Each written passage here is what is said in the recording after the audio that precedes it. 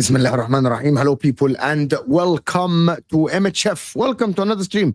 Newcastle are too strong for Chelsea today. Nicholas Jackson costing Chelsea 3 points. That's what Chelsea fans want to say, but no one wants to say that Newcastle is just a better team than Chelsea.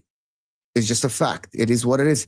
Arsenal inspiring comeback against the champions Liverpool. Of course, where Liverpool fans are booing their own player Trent, saying that they don't want to see him. They don't want to see him in a parade. They don't want to see him celebrating with the team. Chelsea are still going to make Champions League. There's a lot of talk today about Mikel Arteta and his inspiring comeback. There's a lot of talk about the Arsenal Twitter really said inspiring comeback. So it's an encouraging comeback. It is what it is. But listen, you don't read the room. There's a lot of Arsenal big accounts that are saying that this is just a good sign that Liverpool, someone just tweeted and said that Arsenal, 3 years with us not losing at Liverpool. It's an achievement. Fantastic one. Absolutely great and brilliant by Arsenal. You still haven't lost against a top 6 team in over 2.5 years. That is great since you lost to Man City about 2 years ago or something like this. It's 3-1. So it's a great achievement for Arsenal, of course. Excuse me. And let's start. We start by the Newcastle, of course, the Newcastle game. But first of all, no, before you go, I don't like your tone. I let it slide, but I don't like your tone, all right? Because anyone What is my tone? that is sarcastic tone about it. Listen, let's just accept. Some things. I'm serious. It's a very inspiring comeback with the bench players, without Declan Rice, without Gabriel, without a striker. At the Champions Ground, it's a really inspiring comeback. It's a great comeback.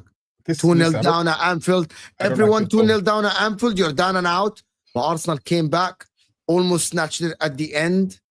I think it's a great comeback. It's something that you absolutely look at and you think it's very encouraging and inspiring for next season.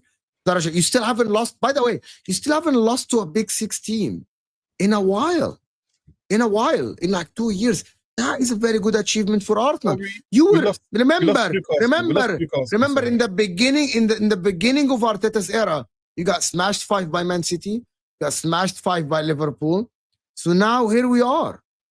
Yeah, but we lost Newcastle are not a top 16 yet. If you look at the league table, they are a top 16. No, you get my point. They achieved Champions League twice in 3 years. Sure, we like to count. No, but they are not a top 16 yet. That is the talk. They might have them. Okay, this is a good segue into they will be a top 6 team this year based off the results they had against Chelsea. Do you like how I did that? Maybe. Guys, big up everybody that joined from Husam. Hit that like button, people. Get the likes up, people. Husam will be joining. Surfer will be joining. I'm gonna tell you some statement that some people don't want to say it, right? And I am the neutral in this Premier League thing, right? Newcastle, within the next 5 years, will be an established top 6 team. I'm telling you this. If they get Champions League this season, which is I believe they're gonna be an established top 6 team in the Premier League. Newcastle United will replace Spurs as the top 6. People are gonna start kicking Spurs fans out of panels and ask Newcastle fans to join their panels.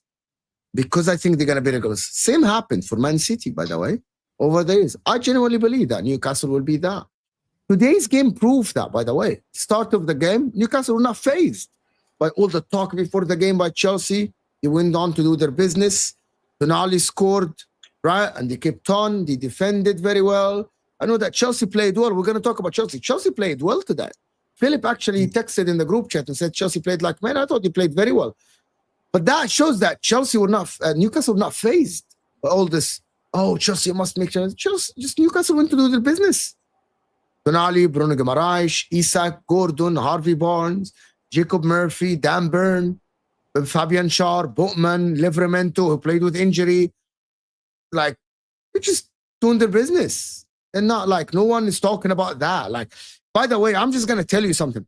When we were doing streams in December and January and November, everyone said that Newcastle are not even going to be in the top 5 contention. They're not. They're not going to be there. Newcastle are 3rd today. 3rd. It's a bold statement, for the quality they have in their team. I don't think it's that even edgy. It's not that edgy, I don't but even think it's edgy, bro. No, I don't. But you got to look at their. I don't know. I mean, I would never have said that with the quality they've got in their team. We've seen that. They went ahead and won the Carabao Cup as well around that period of time. There was nowhere I couldn't see them not even meet like Champions League. I think they got the quality to do it, and I think if they have a good summer window as well, they could do actually quite well in the Champions League next season. Maybe if they do. They can challenge for the league. Oh, that's a bold statement. I don't know if it maybe go that far, but you never know. Can Chelsea challenge for the league next season? God no. Yeah. Not in my opinion. Can Arsenal challenge for the league? Again, the right window, Mo. I mean, for me, maybe even the right manager, but that's a different conversation. But I think if we do actually address the actual positions we need to address, and from what Berta's doing already gives me a good bit of confidence. It's how we react with next season. Again, we're like Netflix, innit? Always next season, but it's got to be the right window, Mo. It has to be. But again, we said this exact same thing last summer. And look at what happened. Let's focus on Newcastle again. Why Newcastle cannot challenge for the league? I think it's the fact Okay, let me ask you something. Do you know who Newcastle are linked to in terms of a manager? No. Does anybody know here? Philip knows, of course. Philip knows who they are linked to. Not Enzo Maresca. Nah. I was going to say. I was going to say, because you knew. I was like, wait, what are we doing here? No, I don't know who they're linked to. Who then? Xabi Hernandez. Interesting. I think Eddie Howe's better than Xavi Hernandez for us at the moment. I've been listening to the arguments around it, but in terms of going to your round question around top 6 clubs and then the Chelsea game, because it's like two different things. I have no interest, and maybe you'll find Newcastle fans that will, but I have no interest in replacing Spurs or being part of the top 6. I want Newcastle to create their own table and write their own history. I think especially in the background of the fact that there was a number of clubs in the top 6 who tried to prevent our takeover and then created laws, unlawful laws, to prevent Newcastle in benefiting from the PSR. I definitely don't want Newcastle to be kind of associated in that way. I hope that we can kind of be, as the Telegraph called us, the leaders of the rebellion, and we can break the wheel that is been created by the Big 6. But in terms of, I don't know if you want to speak about the Chelsea game, Mo, or you can, of course. Yeah, look, I think the first half, it was interesting because when we did the match preview for it, Chelsea obviously coming in really good form after beating Liverpool and beating Everton before that, Madueke, Palmer, Nicholas Jackson to an extent. I know that he had a bad day, very bad day today. There was kind of concerns around how they would hit us on the flanks, presuming that we would play a 4-3-3, but we didn't. We played in a 4-5-1 out of possession that went into a out of possession, then would go into a 3-4-3-ish, 4-3-2-1-ish, or in possession. So we're really, really fluid. So we kind of played like 5 at the back with Jacob Murphy and Livramento as our wing backs. So that nullified to an extent Madueke and Cole Palmer's influence in the game, but also allowed Botman to be proactive in kind of going 1v1 duels with Nicholas Jackson. He didn't like that at all, hence the elbow to the face. And we nullified him in that. But obviously the quick goal in the first 2-3 minutes, our intensity showed. That put them on the back foot. I mean, yes, Chelsea obviously from that had a really, really good second half. I think they played like men because they showed character and resilience. I wouldn't go as far as I've heard some Chelsea fans talking like they deserve to get a draw out of it. There are 2 teams, and often when we do analysis, we forget about the second team. And the other team that was playing was Newcastle. And I think Eddie Howe took the decision to partly give Chelsea the possession that they had, because I don't know if you guys saw the 4-4-2 analysis on Chelsea, is that they play better when they have less possession rather than when they have more possession. And I think Eddie, it was a risk, but he took it, and eventually it paid off where we not necessarily, I know that Chelsea played well, but I think a lot of the times we also stayed off them. We weren't as intense in our press as we were in the first half. And it paid off. We scored the second goal. It was 2-0. And it puts us in a really good position for the Champions League. And everything that will bring with it, the status, the funding in terms of our transfer window and everything else. So really, really, really happy about the game. I think I'll mirror what you said. I think that in the first half, it felt like I think you've heard me say it before that Newcastle can be an emotional team that feed off the crowd, and when St James's Park is jumping, there's this like the most horrible team to play against. Them and Liverpool, the two most horrible teams to play against when the fans are really behind them. I do think in the second half, though, maybe it was a choice from to sort of drop Newcastle team. But I think Chelsea also grew into the game, and this is the difference. You know, when you ask if Newcastle can be champions title winning team, that's the thing that always strikes me. Is like, can they get over the emotion of needing the crowd to always push them ahead all the time? If Arsenal can, Newcastle can. Sorry, actually, right now I don't. Arsenal can, Newcastle can. So Arsenal. So what do you mean by that? Okay, you said Arsenal are way more emotional than Newcastle as a team. No. I'm talking about. So when I say emotional, I don't as a team, as a team, you said that Newcastle feed off the crowd and all this stuff. I think Arsenal does well. I don't think so. I think Arsenal. Well, no, seriously, why? I don't think so. So there's a difference between why I say Arsenal traditionally don't have a crowd that's very, very loud, right? Our crowd sort of reacts to the game. Good thing. That's not a good thing. I know that. So what I'm saying is that our crowd reacts to the game as opposed to the team reacting to the crowd, right? There's only recently there's been a bit of a change in how our crowd reacts. Whereas Newcastle traditionally are just so like the team is literally the city, right?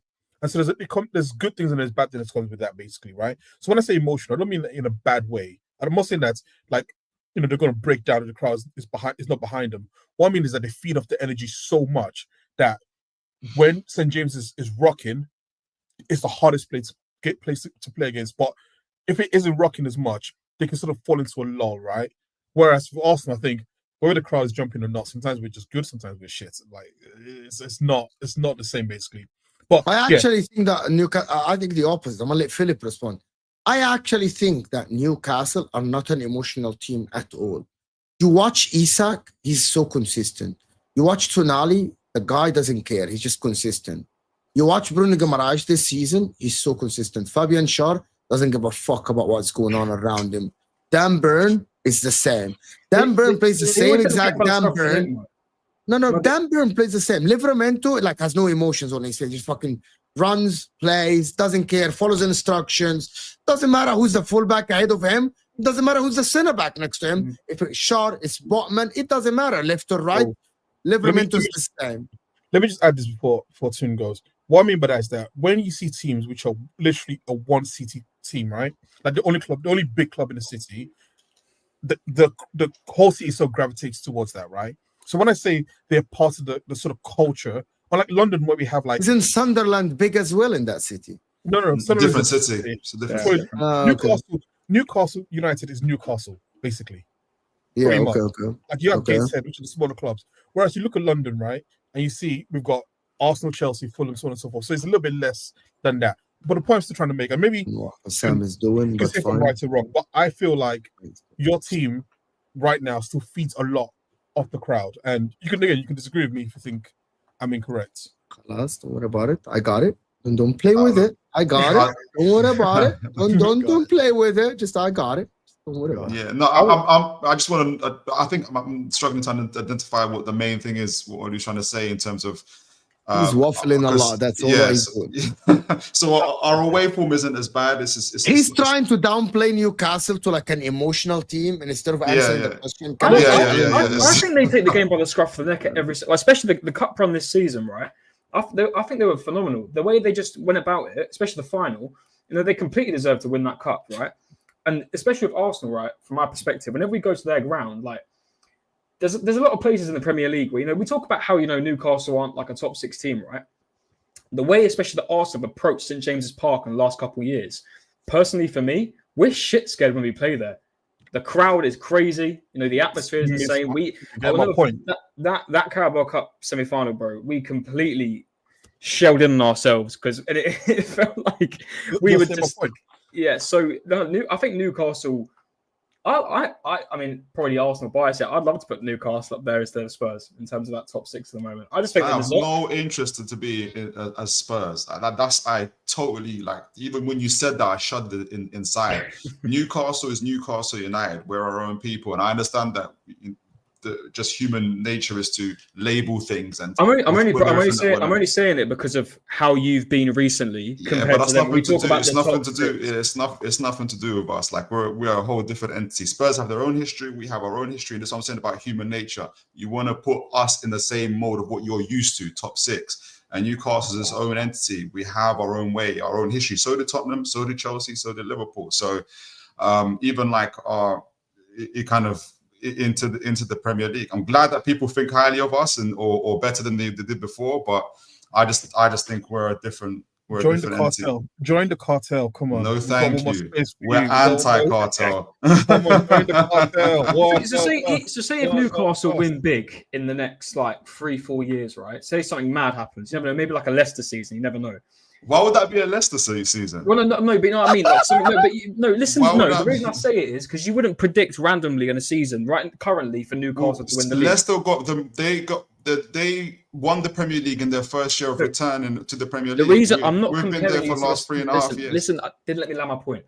When Leicester won the league that season, no one expected them to do it. Would you predict out of all the teams in the Premier League next year? Would you predict, or next 2 years? Would you predict Newcastle to win the Premier League? Liverpool to win the Premier League this season. But anyone, you could have predicted Liverpool, City, or would you have thrown Newcastle? I'm bigging up Newcastle. I don't know why it's coming across as an insult. I'm literally bigging them up here. I'm saying here, if you were to win the Premier League in the next 2 to 3 years, say, would you then not include yourself in the top? It's not bigging up.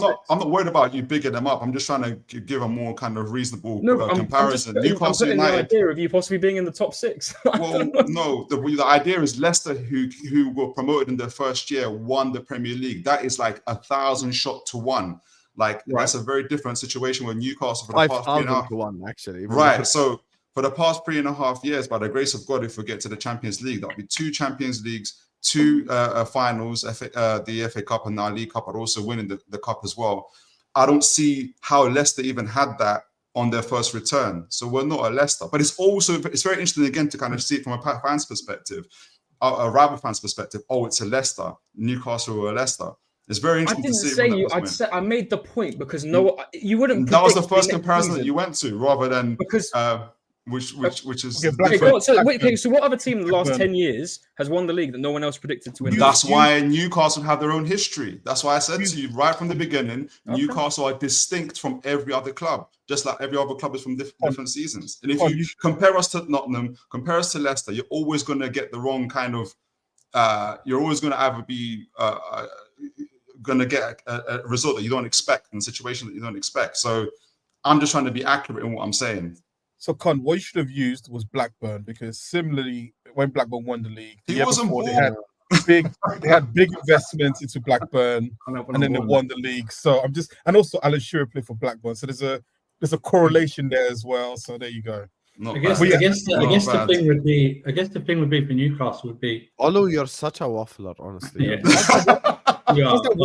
big waffler. Do you understand what the word waffle means? Because that's not waffling. You're representing Arsenal on this panel alongside Connor, and you're a bigger waffler than him. That's really bad. I literally just said like he's known for waffling. Imagine. All I made was a parallel between Blackburn and Newcastle. I'm sorry, I'm old enough to remember the league season. Yeah, but Newcastle haven't even won the league, so it's a wrong parallel. Newcastle haven't even won the league, so Leicester is a wrong parallel as well. It's a different thing.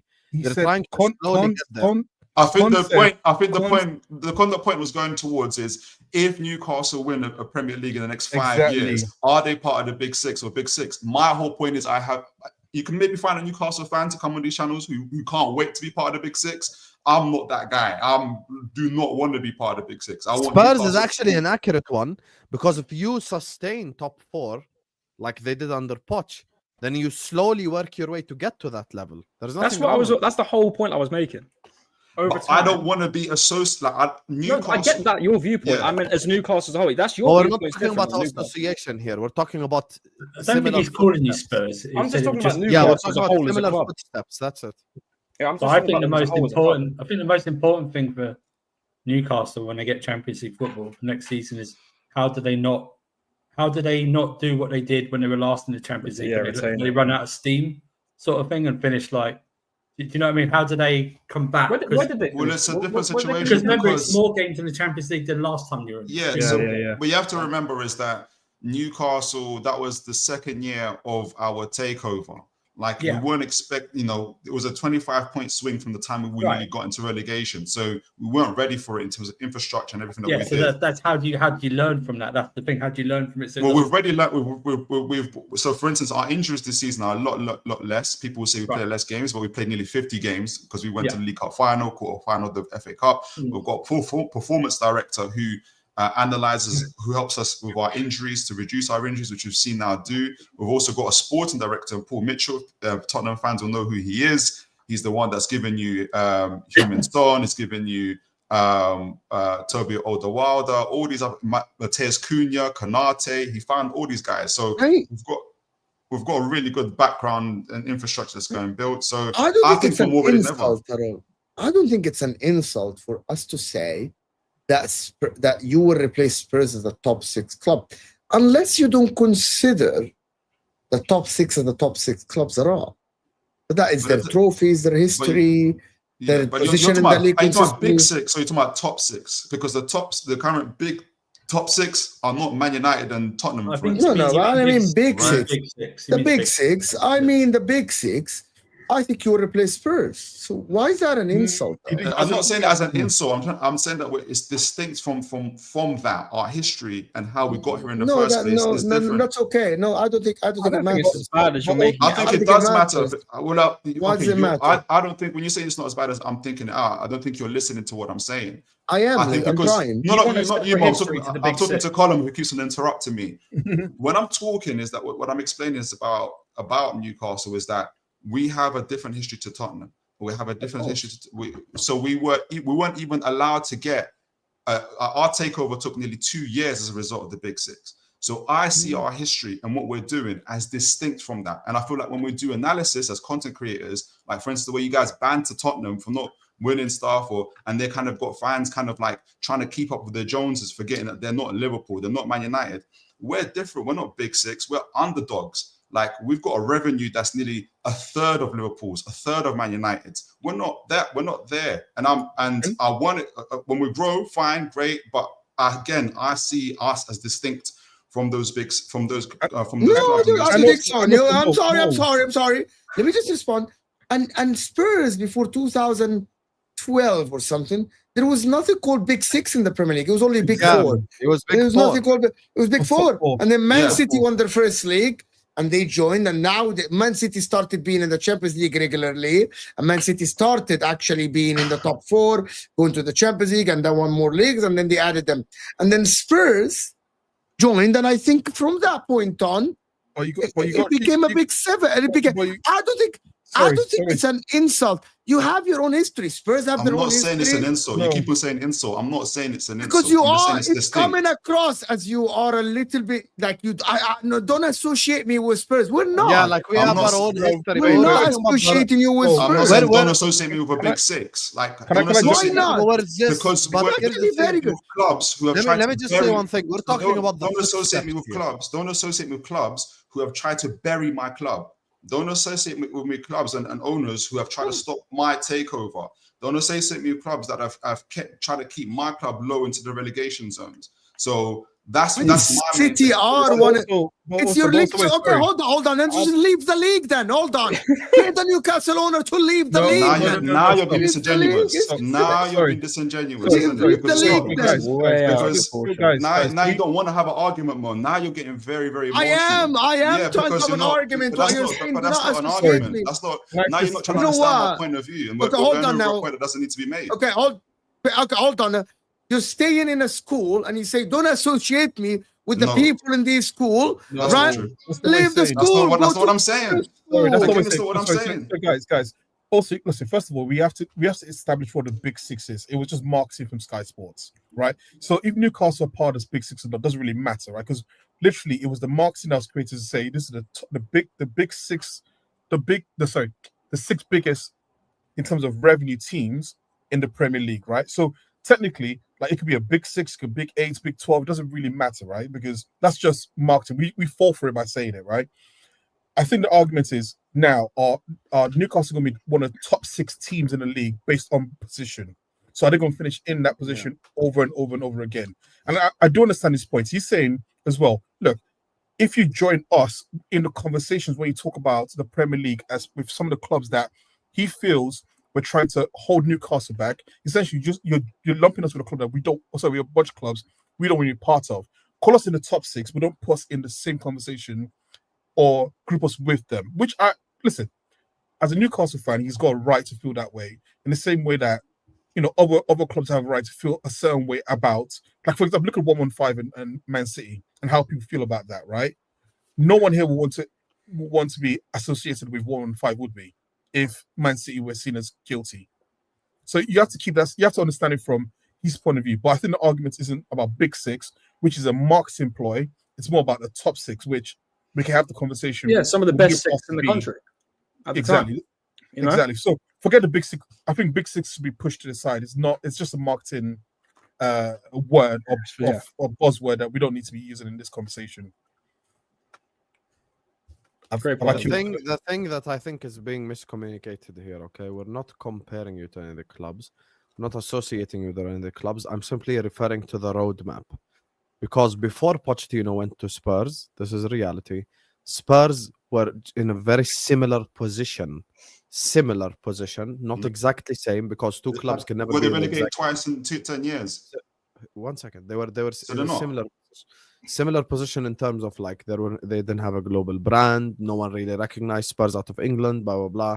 And then Pochettino came in, make them a consistent Champions League side, and that's what helped elevate their club revenue-wise, which you've mentioned. That's what helped elevate their club in terms of worldwide fan base, which you've brought up as well.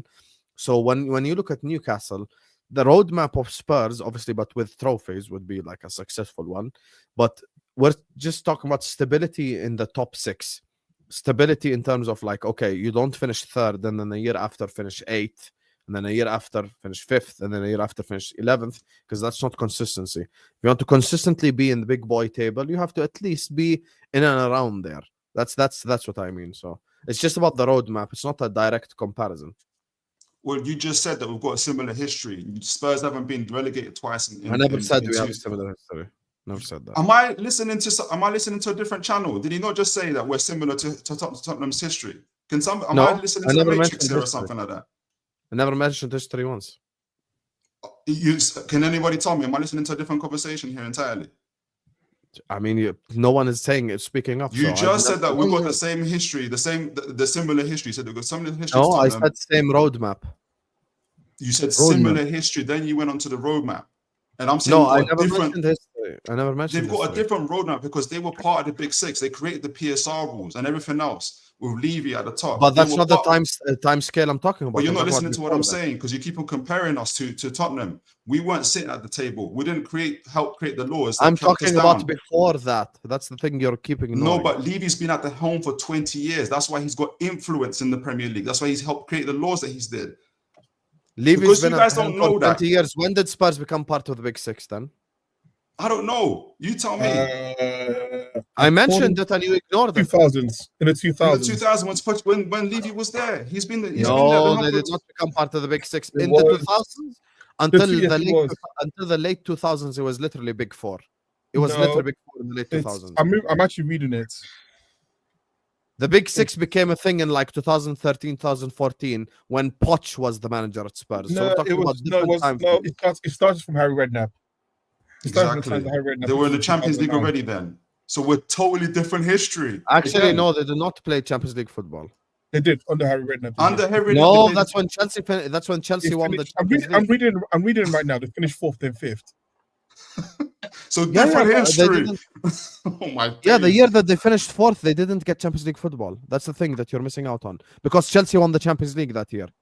Anyways, can we talk about it? We're just trying to pick up Newcastle. I don't know what's. Let's talk about It's not just you're mixing up, Colin. You're mixing your compliment with. I'm not saying this. I don't want my team to get bigged up. No, I don't want my team lumped in with something with another thing. You want your own history. I understand that. You don't want to be associated with other people. No, it's not that I want. We have our own history. That's what I'm saying. That we have our own history. It's different. Like the last time I was on Mo's show, the panel member didn't know that Eddie Howe's been a manager for 17 years. He thought they just came around for the last 3 hours, for the last 3 years. So like that's why that's why you guys are getting frustrated. Moving on but from I'm getting this. frustrated because you don't know Newcastle. Moving on from this to actually the game, right? To actually what happened. Going back to the Newcastle versus Chelsea game. Did Newcastle play better than Chelsea in this game? No. Depends on what you see as better. Definitely first 30 minutes. I'll put definitely the first half, but not the second half. Second half was literally a game of two halves. I credit Newcastle because Eddie Howe changed his tactics to back three, back five, whatever you want to call it. And I was watching the American feed, and they said that Newcastle didn't even warm up with a back three, back five. They were still warming up with a back four. My biggest criticism, I said to you on the last stream from Rescue, is that we didn't adapt for 35 minutes. That's why we were hoofing it long, because Newcastle were pressing us so much. Now, I do believe Newcastle tired themselves out because they were literally going 100 miles an hour for the first 35 minutes, pressing all, and that maybe that factored into how they performed in the second half. But they got the goals. That's the most important thing. We didn't get the goals. Andrew's had enough the way he's speaking. Look at him. He's just so tired. Like the problem is after you went down to 10 men, you did have opportunities, but it just wasn't. I'm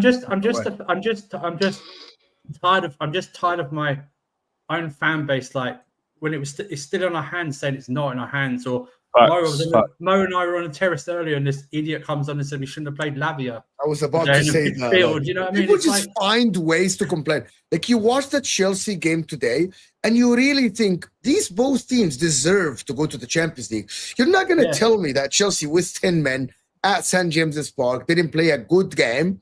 Yes, Eddie Howe maybe wanted to defend. It's not that he wanted to defend, but still Chelsea created a couple of chances. Neto was trying. I know that Enzo Fernandez was trying. Like you watch the game and you're not like, Chelsea were not awful. But because Chelsea lost 2-0 against one of the strongest teams away from home, right? In a game when they played the majority of the game was 10 men, people want to come in and say, oh, Maresca, you're shit. No, he wasn't bad. He wasn't bad today. That last comment by Bobby Fairview is just a negative person to begin with. They didn't give us the ball. We took the ball from them and we created 3 clear-cut chances in the second half. So you're just wrong, Bobby. You're just one of those negative people that say. I would say this: if you didn't have started Lavia, who? Someone. He did someone fake I don't know without a camera. I don't know. He was fake crying as well. He was fake crying. And he was like, I don't know why would he start Lavia. Who would he have played over Lavia?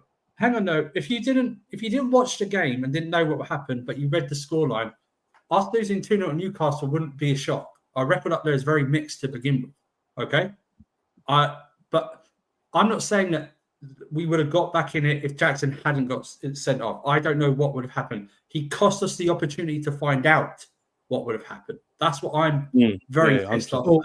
Would you say though? Sorry, on the question. Sorry, the points about not playing Lavia. Would you say though that the problem is that now Chelsea have a midfield where it's 3 spots, but technically there's 4 players who needs to play in those positions. So you got Enzo, Caicedo, Lavia, and Palmer, right? As one of that. And the problem it feels like is in dropping the right back and putting Caicedo at right back, which I know he's played there before. And I remember he played against Arsenal for Brighton and he absolutely was amazing at that game. But is it a case of like, actually now you're trying to force players into a pitch as opposed to playing what would be the strongest midfield, which would have been maybe in people's eyes, Caicedo, Enzo, and Palmer. Yeah, but it's only forced if we don't get the results. When we play that, this is the point, right? Yeah, Caicedo, but that's today though. Caicedo for most of the game pocketed Anthony Gordon. He pocketed him and forced Newcastle to make the change from right back. The midfield wasn't the issue. That we didn't have. My point is that we still created chances with 10 men. Every Chelsea fan should just be focusing on Nicholas Jackson and his stupid behaviour today, because he cost us an opportunity to maybe get back in it. I don't know, because I don't know if Maresca changed his tactics because we went down to 10 men, or I don't know. Or the fact is if we'd had the opportunity to change Jackson for someone like a Tariq George to bring him on or something like that, what would have happened? That's my annoyance. I'm not saying we would have got back. I don't know what makes him think in the moment. Annoying. But my main thing is not even the game. It's this cuck loser man. It's strange. It's the same people in our fan base that say standards, but then give up so easily. They give up. They give up so they wave the white flag, saying it's not in our hands. You don't understand. Forest hadn't even played yet. And they gave up. They gave up and said it wasn't in our hands. I understand why they like that. Andrew, we know why that. We know why losers. Like no, Jez, I know what they are. They're losers. They're a lot of them. losers. Let me tell you why, though. Let me tell you what's happened. Because a lot of them created their accounts, their followings during the periods when we were doing well. So they're consistently seeing our team developing. Twitter's growing, social media's growing. Now, all of a sudden, Chelsea's changed up their ownership. Tomo in shoes. We're not winning as many games, not winning as many trophies, and it's become losers. I'm the same fans. Huh?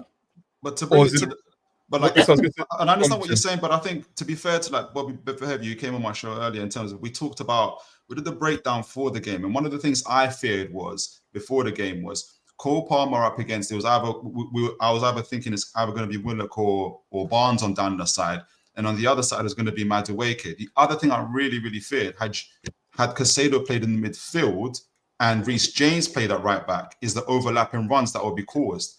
That's the thing I really, really feared as a Newcastle fan, because I knew that Willock isn't as good in his duels as a Joe Linton is. But because Maresca played Caicedo at right back, he had less presence in that midfield, and he loves underlapping runs rather than overlapping runs. So just from a game perspective, just from a game's perspective, but if you did it in this game as well, like, I can't remember an overlap that you did. No, I think it was more. But can I read this? To go back to your point there, Twin Tax. It's like he lets Cucurella do it more than the right backs. The right back is that's the thing. So even if he played James, I don't think he would have still allowed him to do the overlapping anyway. And he seems to, and he's probably right, because James's hamstrings are non-existent. Doesn't really want to play him at right back and do the overlapping thing anymore, because he probably can't do it. But let's not go back to the original point about. Can I do this before you go on? Big up Emmanuel. Come on, thank you, Emmanuel, for the super chat. Come on, guys. What's Spurs and United doing in what? Thumbnail. The final? The thumbnail.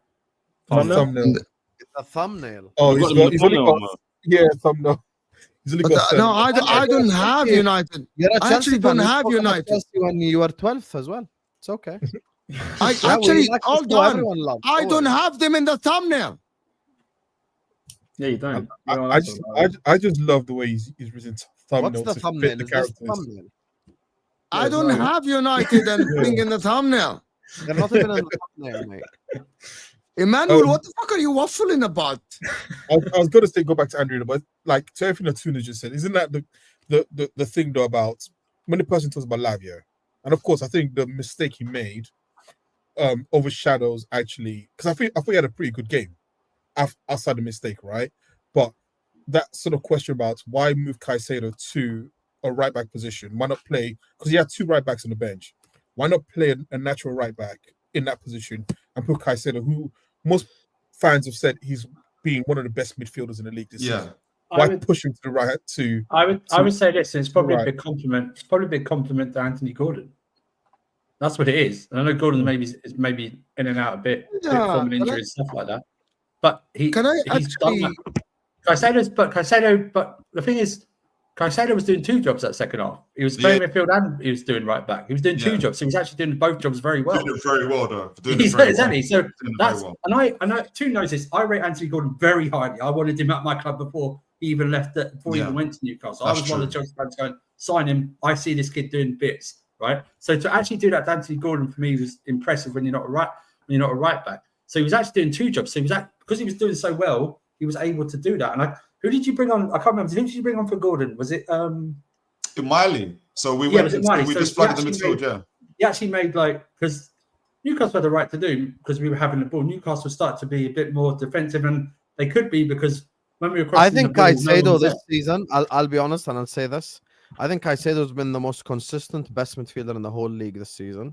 I think even though he rejected Liverpool, I'll be honest, I think he's like top notch. Watching him at Chelsea, you could tell he's next level. I think he's like, I think he's been a better, I think he's been a better acquisition. Nah. I think he's been. I think he's been. Enzo Fernandez has been better than McAllister. Enzo Fernandez has been better than McAllister.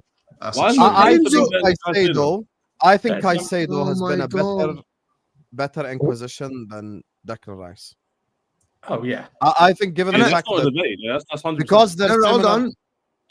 because they're similar price tags, I think given the way that like Caicedo plays at Chelsea right now, I would say it's a better signing. And Can I actually say something else? Even Can with I actually hold on? Can I actually ask something else? Because we were talking to this on Thursday with Don and the guys about for people to say that Arsenal will challenge next year. You got Zubimendi over the line. Do Arsenal have a better midfield overall than Chelsea? No. If we're going, the midfield is the most important. If the midfield, hold on, the midfield is the most important. Let me just finish the take so people can respond, right? We know that the midfield is the most important. The midfield is the most important part of the team. We saw Newcastle coming into the fold once Tonali and Bruno Guimaraes created that partnership, and look at where Newcastle are now. Look at Man City. They can't find the right combination in the middle, and look where they are on the table, right? Arsenal, for this season, for example, are dead last in creativity from the midfield. So their midfield. Chelsea, on the other hand, look at them. People are saying they're not good. They create the second most chances in the league, the midfield. Caicedo, I think, Liverpool first. Caicedo, I think, has been the best DM in the league in terms of interceptions and all the stuff this season in the league and duels and all these things in the league. Enzo Fernandez has had over 20 GA. Don't shake your head. Let me finish. Enzo Fernandez has been 20. I'm going to say even has more tackles. Really? Has he done better than players like Thomas Partey? No. McAllister has more than Caicedo. Only one metric, Mo. He's better than. Yeah, there's only one. That's the one. Okay. Yeah. Okay. But my point about even Liverpool, who won the league, yes, Salah has carried the team up top and Van Dijk defensively, but they couldn't do it without Gravenberch being a revelation, without McAllister being good, without Szoboszlai being utilized. Like people say that the midfield. Arsenal midfield this season. If I'm gonna rank them, Newcastle better than them, Chelsea better than them. Liverpool better than. Am I wrong? Stop me when I'm wrong this season. I'm going to stop you right now. I'm going to stop you right now. I'm going to stop you right now. The reason why you're always going to stop me. Oh, let's defend Arsenal. No, forget defend Arsenal. This is what football fans do. When we look at names. I'm not a football fan. I'm a YouTuber. I don't support it. I don't care. We look at names, right? It's his occupation. It's my occupation for real, bro. Who pays the bills, man? All right, cool. That's fine. When you put the teams on the field and we watch them play in the midfield, we watch Chelsea play in midfield. They get cut apart. They get run through the midfield. That's a narrative. That's not true. That's actually not true. It's not true. It's just not true. It's not true. Stick to Arsenal. Just talk about Arsenal because you're going to get people up and angry. Just stick to Arsenal. What's Arsenal midfield good at? The sky's purple. Yeah, the sky's purple. Yeah, it is. When you look at Arsenal, anyways, when you look at Arsenal's midfield, the one thing you would say is that you're having a hell of a tough game against them, right?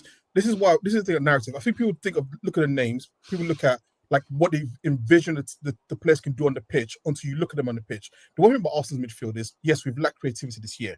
I would not argue against that. But when you talk about solidness in terms of that midfield, 9 out of 10 times that midfield is very solid, and it's hard to play through that midfield, right? Nottingham Forest midfield is very solid as well. That's fine. It's more solid, bro. For me, it's more of the combination of Thomas Partey and Declan Rice. For me, especially this season with Odegaard, it's picking and choosing. No. But you're talking. This is the only argument I have against Olu here. If we're talking about pairs of three, like a free midfield, it's difficult for me to rank it because in terms of a partnership with Declan Rice and Thomas Partey, I put them up very highly, but when you put Odegaard in there, especially this season, that's when our creativity lacks, and that's when I'm like, if you're putting in if you're comparing a three-man midfield, yes, then I can understand the ranking of Arsenal being below the team. Thank you so much. Newcastle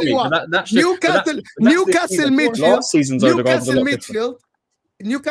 It's either you put fucking Willock, you put Joao Linton, You put my grandma there with Bruno Guimaraes and Tonali. It looks better than the Arsenal midfield. By the way, Olu, That's a bit far-fetched. That's a bit far-fetched. Moni mentioned three No, because teams. listen, Can you make we it three have teams? to stop this. We have to I'll stop. give an Saka example. is I the wanna- I Arsenal wanna- creative spark this season. That's fine. Let me respond to Declan that. Rice. Let me Whoa, respond. whoa. What about Wait, some players like let me- Declan Rice, who's evolved into a Can I- fantastic I'm eight this gonna season? tell Is you a now, creative outlet great. for Arsenal. No. Great, I want to respond. Arsenal, respond. hold on, Olo. You Set spoke a lot. You spoke a I lot. haven't. This is MHF. Spoke a lot. Have you Hold on seen the now. difference when Rice isn't in Hold the on. team, bro? I am actually with okay. Me and Connor is Husam being have done shoot- sarcastic, I think. Hold on. I'm not being sarcastic. Me and No, Husam has done a Connor is lot of being shoot- sarcastic. Are you being sarcastic? He's Yes, not. he is. Fantastic. Yes, he Okay, let me just say. he is being Yes, sarcastic. Declan Rice has God, played I well can't. against. Yes, Declan Rice has played well against Real Madrid. Yes, he has given effort against PSG. Yes, he's been good in the Champions League. In the league, there is a lot of people this season, and we can go back to hundreds of hours of videotapes, shows with Arsenal fans and saying why he has dropped. And people say because Odegaard is shit, because we're so defensive. He's not allowed Declan Rice to actually do his job. It's Mikel Arteta's problem. We have sat here and said that the Arsenal midfield have lacked creativity, has lacked goal scoring. Yes, they have been strong defensively, but Arsenal midfield has had a very, hold on, let me finish that last point because it's very important. We're analyzing midfield. Put the Arsenal midfield behind the Chelsea midfield. Which team is better? Mo, Put what the do you want- Arsenal defense. Defense. Yes, yeah. Put the Arsenal defense behind the Chelsea midfield. That's the problem. You guys, this is a simple. You guys isolate it into. Yeah, but I This did. is- That's the no, whole no, so argument. you do. I So you- really I don't- isolated it. no, That's the no, whole. I feel like Olu's Yeah, defending for the sake of that's the problem. defending. And that's the problem. You've That's got to the also problem. put the fact That is that the we've got no problem. striker. Wait, That's wait. to no Hold creativity. on. But also the problem is this, right?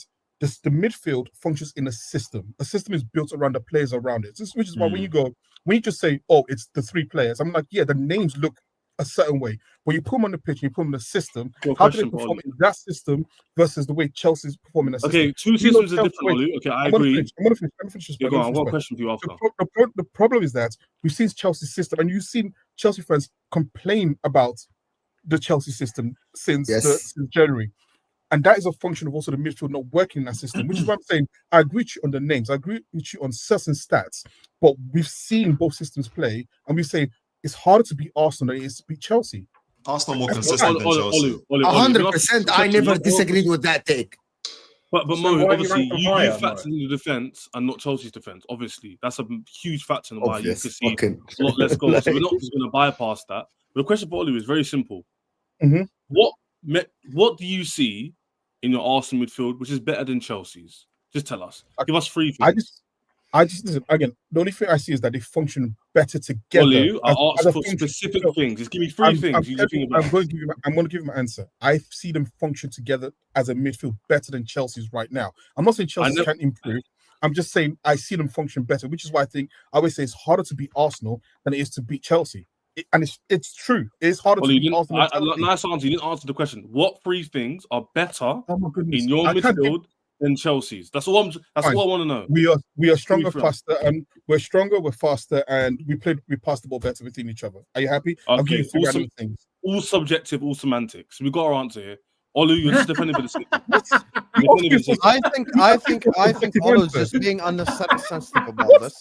Because Arsenal, what's this? It's difficult this season. It's difficult this season, especially the fact that Odegaard has had an absolute shit season. That doesn't help. He has been shit this season. I think the factor of the pairing, but then again, I'm biased. I'm Arsenal, but the pairing of Rice and Partey, especially when they're playing so well together, it is up there with one of the best midfield partnerships in the Premier League for me.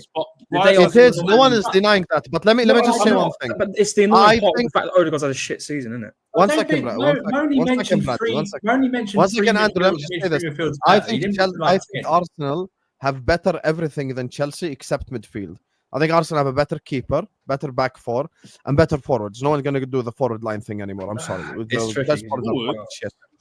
So I'm looking, Chaz. You cannot sit here and say that we need a striker, we need a winger, and the moment I say not forwards. Is Chaz, you know, if you it's had semantics. Mikel It's Merino always- up top, That's actually a if point. you to be had fair. Mikel Merino up top, you'd have done better than Jackson. Allow it. Yep. Anyway, But back that proves my point. The bar's low. okay, now back to the topic. I think the Chelsea midfield is better, and they're better functioning as a group as well. Because Enzo, Lavia, and Caicedo played against us at Anfield. That was like the toughest game we've had at Anfield all year long, like in the Premier League. Because their midfield is so good technically. They're good on the ball. They're good playing out of the press, and they're good in possession as well. And How it's often not have they just played together? names. It's No, not just that's my names. point, bro. on That's paper. my point. Connor, That's one the second. only Connor pushback I have my own team, right? To be objective. let me just land this point. Connor Lavi is mentioned never something. fit.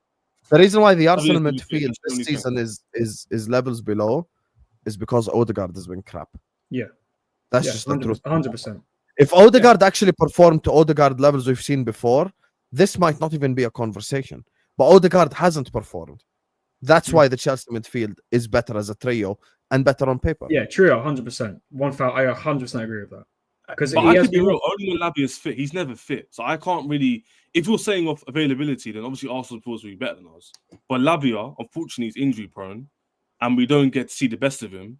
So it's hard to have this debate. But on paper and in game, if Lavi is fit for most of the season, I think our midfield is very, very much better. Today, I think Newcastle midfield. One set. People have said Newcastle midfield is much better than Chelsea's. I've heard it before on these streams, right? You saw it today with 10 It is men. better. I think it's very good, though. Name names. Who said that? Let me ask a question. Let me ask a question. What's Chelsea? Yeah. What? I didn't hear what you guys said. Focus I was on the literally stream. no. I'm Do you know- looking at the stats between Declan Rice and Enzo Fernandez. That I'm just gonna tell you what. Let's do it. This okay. This guy, you're such a fraud, Mo, honestly. Wallah al-Azim, I am surprised because there is one stat. If I guys tell you, overall in this season, they played kind of similar minutes. Enzo Fernandez had more successful tackles than Declan Rice in this league this season in the Premier League. Yeah, but Arsenal have keep better possession. So that's what I'm saying about So do Chelsea. He said in terms of what possession, who has higher possession in Chelsea have terms of teams? Chelsea have one of the highest possession stats in the league. So do I'm Arsenal. just Like, gonna. so it's- I'm actually gonna disagree. Chelsea are actually higher on than Arsenal in the possession. They're very similar. 57. But you're not gonna tell me that. We can't use that argument. Very. By the way, Philip, Yeah. very similar. Both actually have 57. One is 0.7 and 1.0. So it depends. It's gonna change from a game to a game. and this is my argument. When I said, and this is going to fit my argument. When I said Arsenal's midfield functions better. When you're I actually don't think so. This Yeah, like- season, I don't think so. I think out of possession, yes, but not in possession, and that's Arteta's fault. exactly. he hates holding the. I have criticized every time I was with Shez, with Winter Surfer, with all the Chelsea fans. I said, out of position, the Chelsea midfield does not recover as quick as the Arsenal midfield. Yeah. This is why Arsenal look way more composed and way more structured defensively. Right? Enzo Fernandez is slower than Declan Rice, so he cannot recover as fast as Declan Rice. Hold on. But literally, Arsenal's midfield this season has lacked something that is very important. The second half of football, attacking. On the So ball, Attacking. By the way, football is not as a midfield trio. Let me tell you, as a midfield trio, I can live with two guys not having any GA, but at least the third guy needs to be like having a 20-something GA. Arsenal have none. I agree with you. Well, Okay, I agree with you. Until I look and when I went, let me look at the goal difference between both teams because that tells me who's better attacking wise and defensive wise, right? Chelsea's is on 19, Arsenal's on 33. So there's a massive difference in those two goal differences, right? Man. Which tells me, and the point I was making before when I said function together, because the midfield is the engine of every team. Arsenal's, and I even said the out of possession stats and everything. Now, even going back to Enzo Fernandez, why he makes more tackles.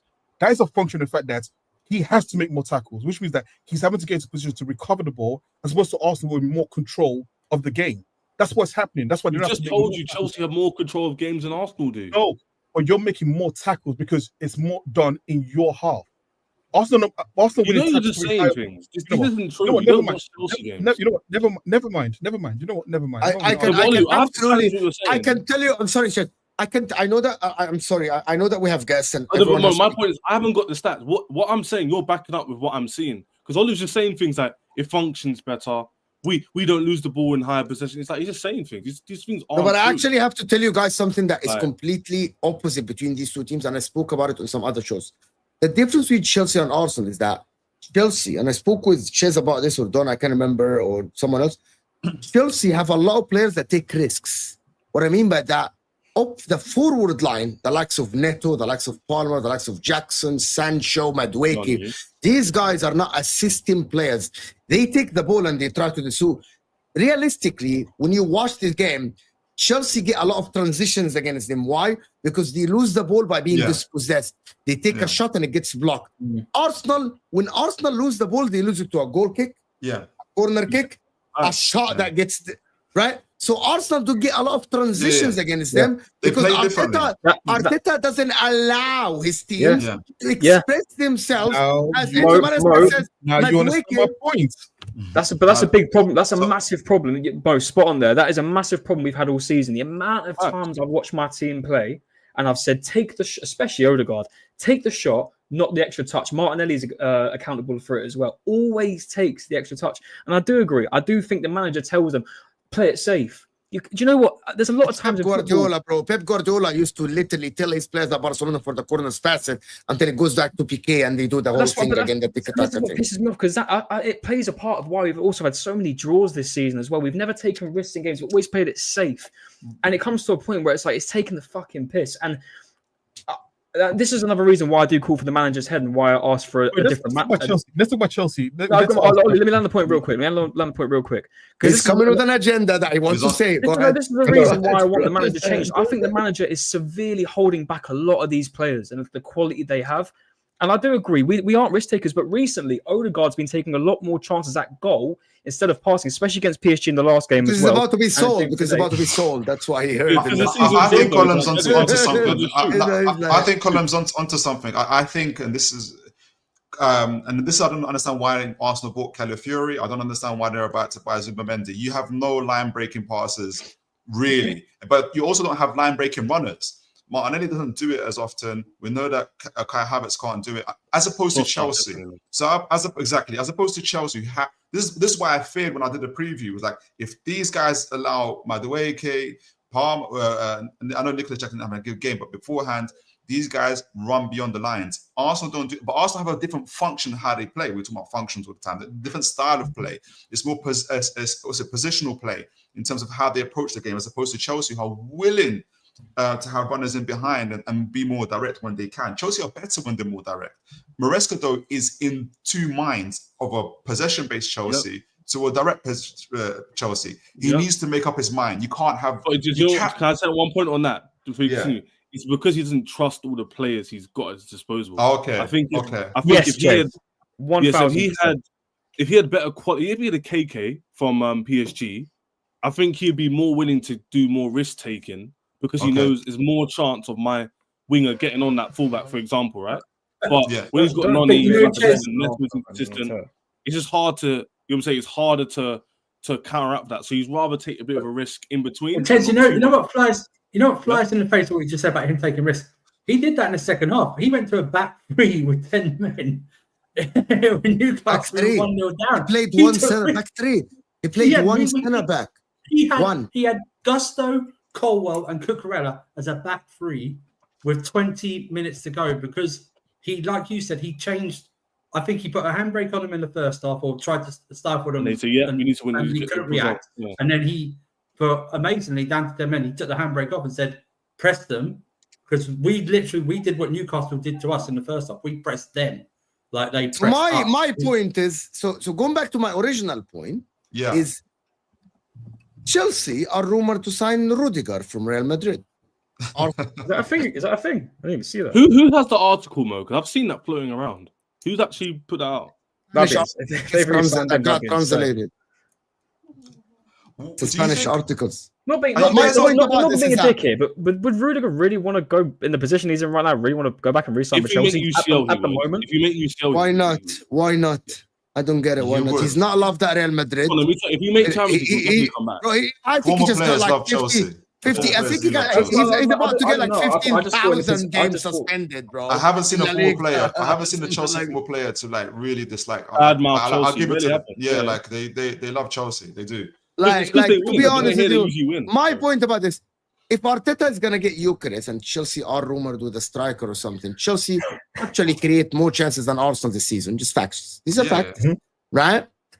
They have Cole Palmer who can go back to his best, and we all know that Cole Palmer's best, which is a small sample size with 1 season, is better than Odegaard's best, whose sample size is 2 seasons, right? Like Odegaard has been good for 2 seasons, bad for 1 season. Do you see them as the same profile, though? Season is still better than Odegaard's best. And by the way, Palmer's worst season, he's still 20 plus GA in the league only. But do you guys see Odegaard and Palmer as the same profile? I see them as no, but that's what we were. Okay, my point about this is that as a midfield 3, Chelsea have the defensive midfielder who can is very strong. Enzo Fernandez is getting better, and they have the goal scorer and creator in Cole Palmer. So the balance, the balance. Arsenal at the current moment, they went and signed Zubamendi. So the risk of Arsenal, if Odegaard have next season not as creative at this season, literally, okay, who's creating? Who's creating? What happened? But Arsenal. Arsenal scored more goals than Chelsea this season. We scored more than goals than Arsenal. Just say. And Chelsea. Okay, but yes, 68 goals. 68. But you have to understand something. Chelsea literally have no goal scorer in their team. This is why everyone in the fan base is saying, please give us a goal scorer. The only reason I'm not going against the fact that Chelsea have a better... But I have not... I have not yet spoken about the forward line. All I mentioned is the midfield, right? You want to go to the forward line because you know you scored more goals than them. And you want to ignore my point about the midfield. He's trying to point score. Arsenal have everything except 1, and Olu's mad. Let me go back to what you said. Everything you have is better than them except 1 place. It's not that deep, really. I didn't say that.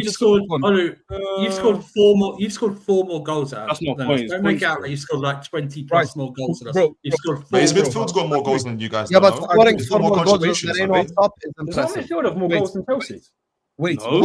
Arsenal got more goal contributions than Chelsea's, no? I'm looking at I thought they were like 8. Palmer's got like 15, 16. So you got Palmer in your midfield. I don't got it is. No. It is Caicedo, Enzo, and Palmer all season. Not in the midfield. Yeah, because Lavia was injured, remember? Palmer hasn't played right wing once this season. Palmer hasn't played wide 1 time this season. Yeah. Lavia was injured for a really long time. Keep that in mind. But are you going to give Arsenal 3 players and Chelsea 2 players in the midfield? That's unfair. No, I said, soon. My argument was that Mo just said Arsenal have got no creativity, which is why I was like, well, unless we're bypassing our midfield, so we're going from back to front, missing the midfield, right? How can we score so many goals? Because part of functional scoring is as a team. This is the thing. We're isolating players into positions, and I'm saying the team plays as a team, not just as it. Like your strikers do this alone, your midfield does it alone, or your defense does it alone. It's a team game. So what I think is what Mo's saying. I don't know if people remember the first game that Newcastle played against Chelsea at Stamford Bridge. The way Chelsea scored against us in terms of those type of line breaking passes. This came from their final third. Some of their passes. I am never scared that Arsenal can do that to us.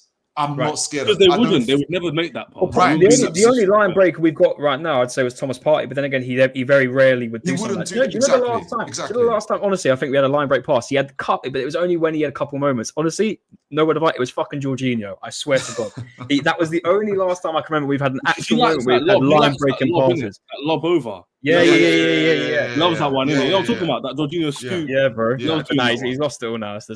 I think Mo, correct me if I'm wrong. I think that's what Mo's referring to in terms of creativity. Like Chelsea can do that. Arsenal would prefer to have a controlled approach. We keep it close so much. We don't. Guys, we don't forget something like that. Chelsea have one of the highest missed chances in the league. Like we're like 3rd worst. So when Olu's going, we scored more goals than you. Wasn't we talking about Arsenal like overperforming their XG, scoring from set pieces, getting goals out of nothing? Chelsea create so many chances and never finish them off. It's still missing I my think point. that's That's what I actually even what- said. if we go back, I don't rate. Hold on, let me just say something. it's I don't still rate my point. Delap as like some world-class striker. My point is the profile of Delap, right, is something that even if Chelsea had that this season, I think we're comfortably top 4.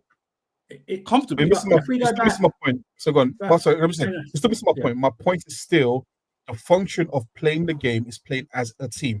That's why I'm saying we are isolating this to just a midfield doing one thing. I'm saying the whole way Arsenal approaches and twisted it is structured as a team plays together. Which is why I say Arsenal's midfield is better than Chelsea's, because I think Arsenal's midfield functions in a team better.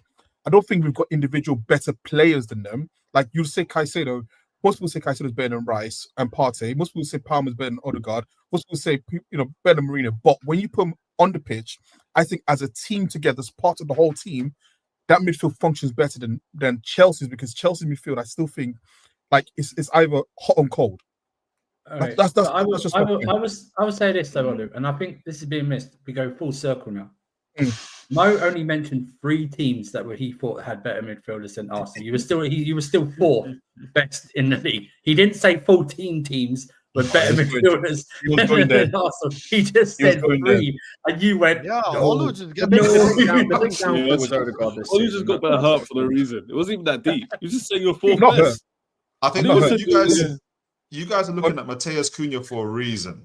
I think there's a reason why Arsenal are going for Mateus Cunha. And yes, he plays from the left wing forwards He'll position. play left wing for them, though. He won't play midfield.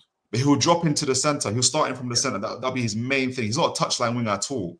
He's very creative, very risky with the ball, either through dribbling or through passing or direct play. That's different to Mr. Odegaard, Rice, and everybody else. That would be dangerous. That would be very, very interesting. Because I don't think Arsenal. By the way, Arsenal are not going to sign Matthias Cunha.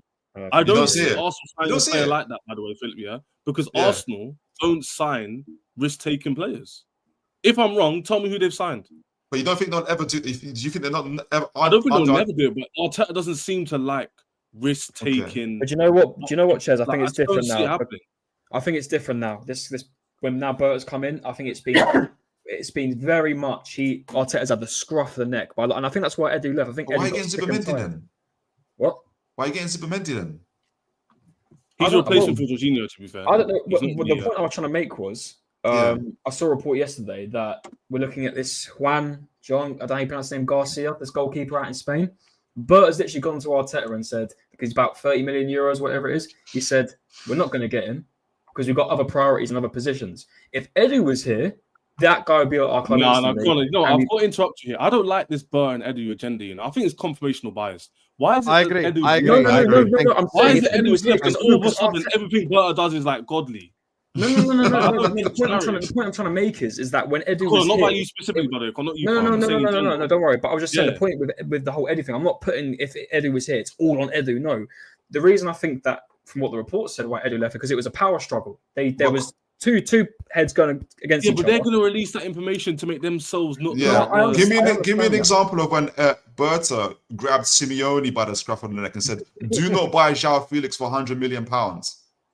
Well, I understand that, but for me, from what I've seen and what I'm hearing, but no, I'm being serious. From what I'm hearing and from the past transfers that we've had, with a lot of people complaining about the transfers. I think you said in your dream with the deals that we've made, right? I think it's confirmational bias. So we're sitting here and saying that it's going to be the same situation where, from what Arteta said before, he made all. Berta is not a table turner that you think he is. He's been under a machine for 10 years in Simeone's Atletico Madrid. He's just going to another machine. We'll see. He's not that guy. Edu leaves to get a promotion. It was all his fault why Arteta signed this guy. It's all his fault why there was a power struggle. Berta comes into the same system. Berta's going to revolutionize us. He's going to make the right signings and look at the signings he's looking to. I'm not saying you can't. I think it screams scapegoat. Do you know what I mean? We had more bad signings. Edu hasn't been a scapegoat. No, I said Edu is a scapegoat and he should be a scapegoat. There you guys, you can't say that Edu wasn't at fault for all the transfers. You can't say it was all Arteta. I think this Arteta signing. I think this is Arteta's world. That's my concern for Arsenal. That Arsenal is Arteta's world. Why are you getting Zubimendi? I think there's a committee at Arsenal, and he's just part of that committee. And unfortunately, they make stupid decisions. And they consulted him about who they were hiring. Yes, I know, but if you watch, Then I understand why both Arsenal fans ignored the question. He asked you a question. We all deserve an answer. Why are you signing Zubimendi? Again, I do not work for the club, so I can't give you the answer to that question specifically. No, but you can observe. Go back, yeah, you can observe it as an Arsenal fan. I thought that was all done. He was going to Madrid or Barca. I didn't think we were going to end up getting.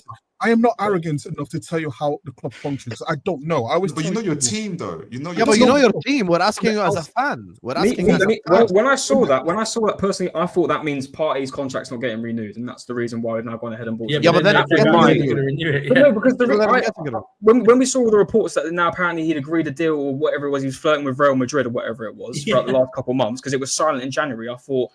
Yeah. Right, and now talks are happening with Partey possibly renewing his contract for another year or two. So surely that now means now we've done Zubimendi. It's now confused me to a centre. Zubimendi doesn't move the needle, basically. For Arsenal, no, that's not what they need. Yeah, I agree, but I want to get your point of view. So Zubimendi for Liverpool makes sense. Yes. Zubimendi for Arsenal is the same of the same thing. Yes. They have no Jorginho replacement, isn't it? Jorginho type. No, but you don't need like. Zubimendi is a Jorginho replacement. Yeah, you don't. What I'm saying is, you don't need a like-for-like replacement. That's what I'm saying. I think it's the same thing. Bird hasn't changed anything. So if Arsenal focused on a kind of risk-taking passer, it doesn't have to be with Matheus Cunha, then I would say, oh, okay, this is different. Hence the reason why, for instance, you can see Man City's thing is different. I know people don't rate the player, but Morgan Gibbs-White is different to what they've used to getting. They're going for more transitional type of play. Arsenal going for the same type of player, just another evolution of Jorginho. So you're gonna double down on what you've done before. I think you missed a valid question here for Olu. If Arsenal's midfield is so great, Olu, then why do you need Zubimendi? Huh? It's so great. Andrew, iron sharpens iron. You always have to keep improving, baby. You always have to keep improving. Honestly,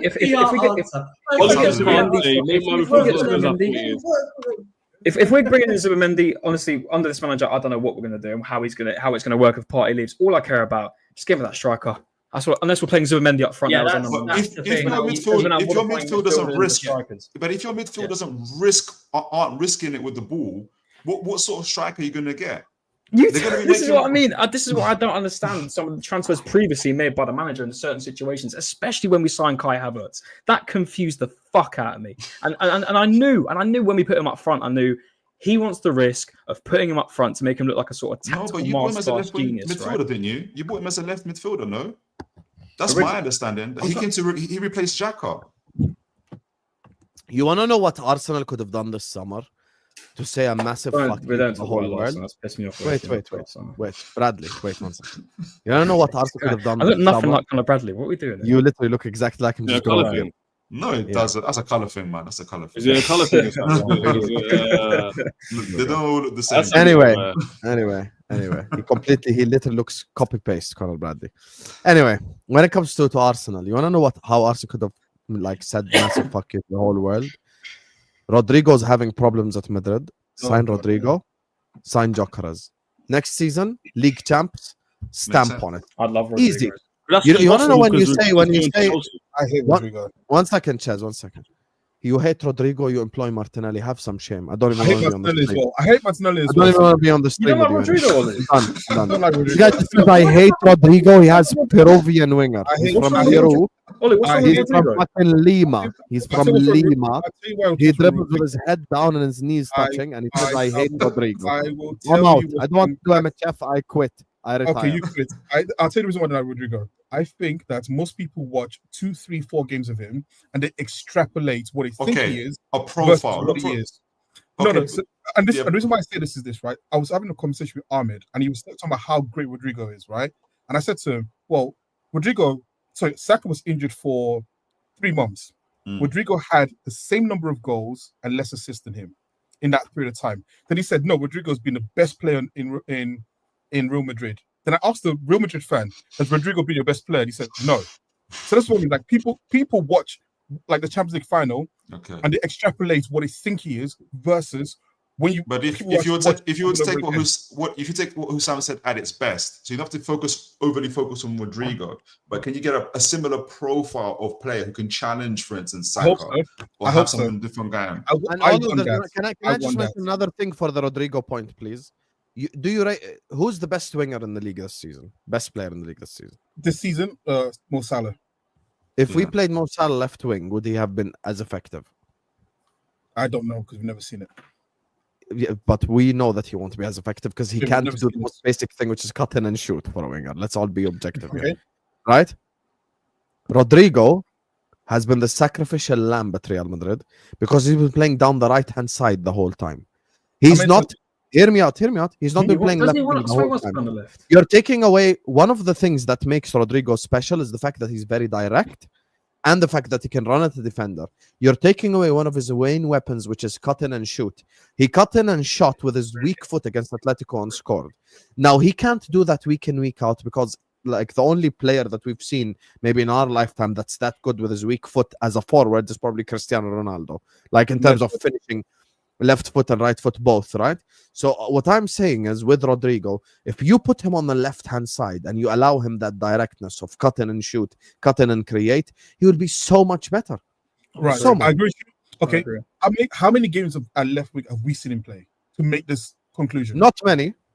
Exactly. So how we can't make the conclusion then? In the same we can't do it with Salah. This is one thing like we work off hypotheticals. No, but not you've seen reality. Martinelli play loads of Yes, games. Hence, I Cunha. don't like Martinelli. I will tell you I don't like Yeah, Martinelli as so a why player. not take the risk I and take think- someone who's proven at a high level?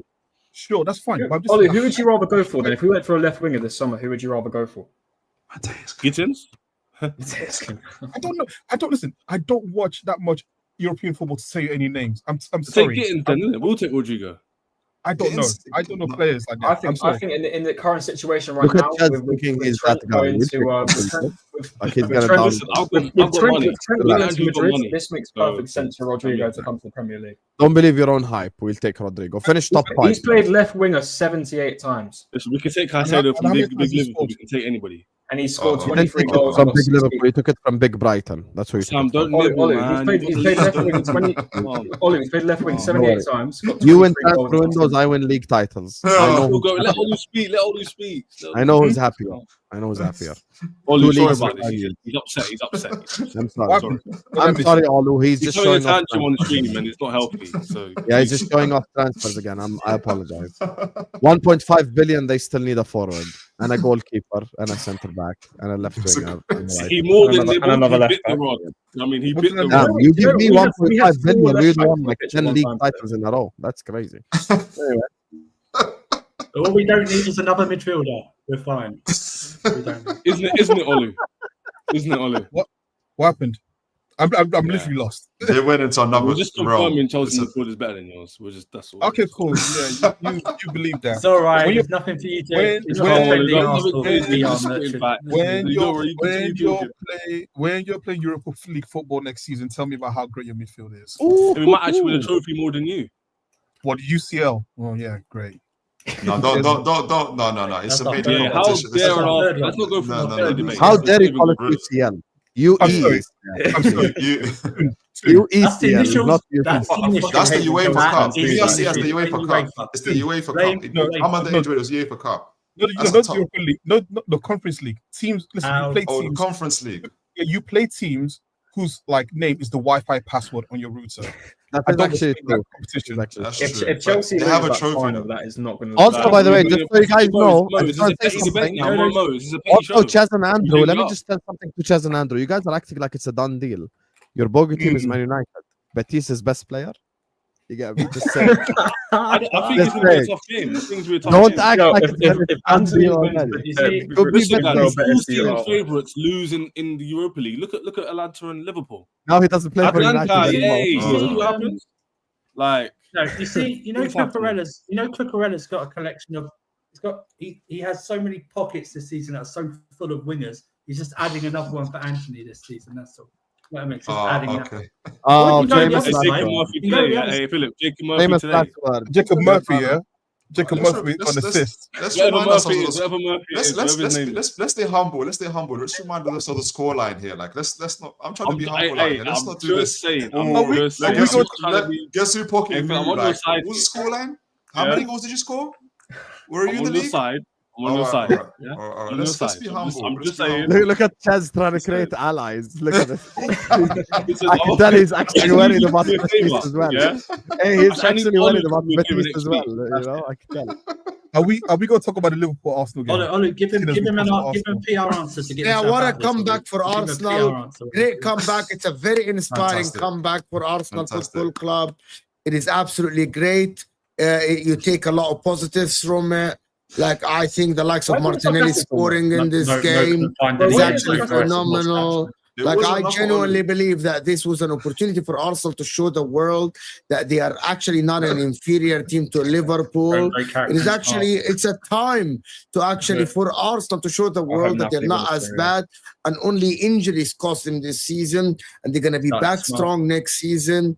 It is absolutely phenomenal from Arsenal that without Gabriel and without a striker, and with Declan Rice being out, they went to the Champions Ground and came back from a 2-0 down to actually secure a point that will cement their position in the second place of the Premier League for the third year running. So we're going to get to watch Arsenal next season go again for the league. Strong, absolutely, Arsenal. After the signing of Zubimendi, that the fans have cheered.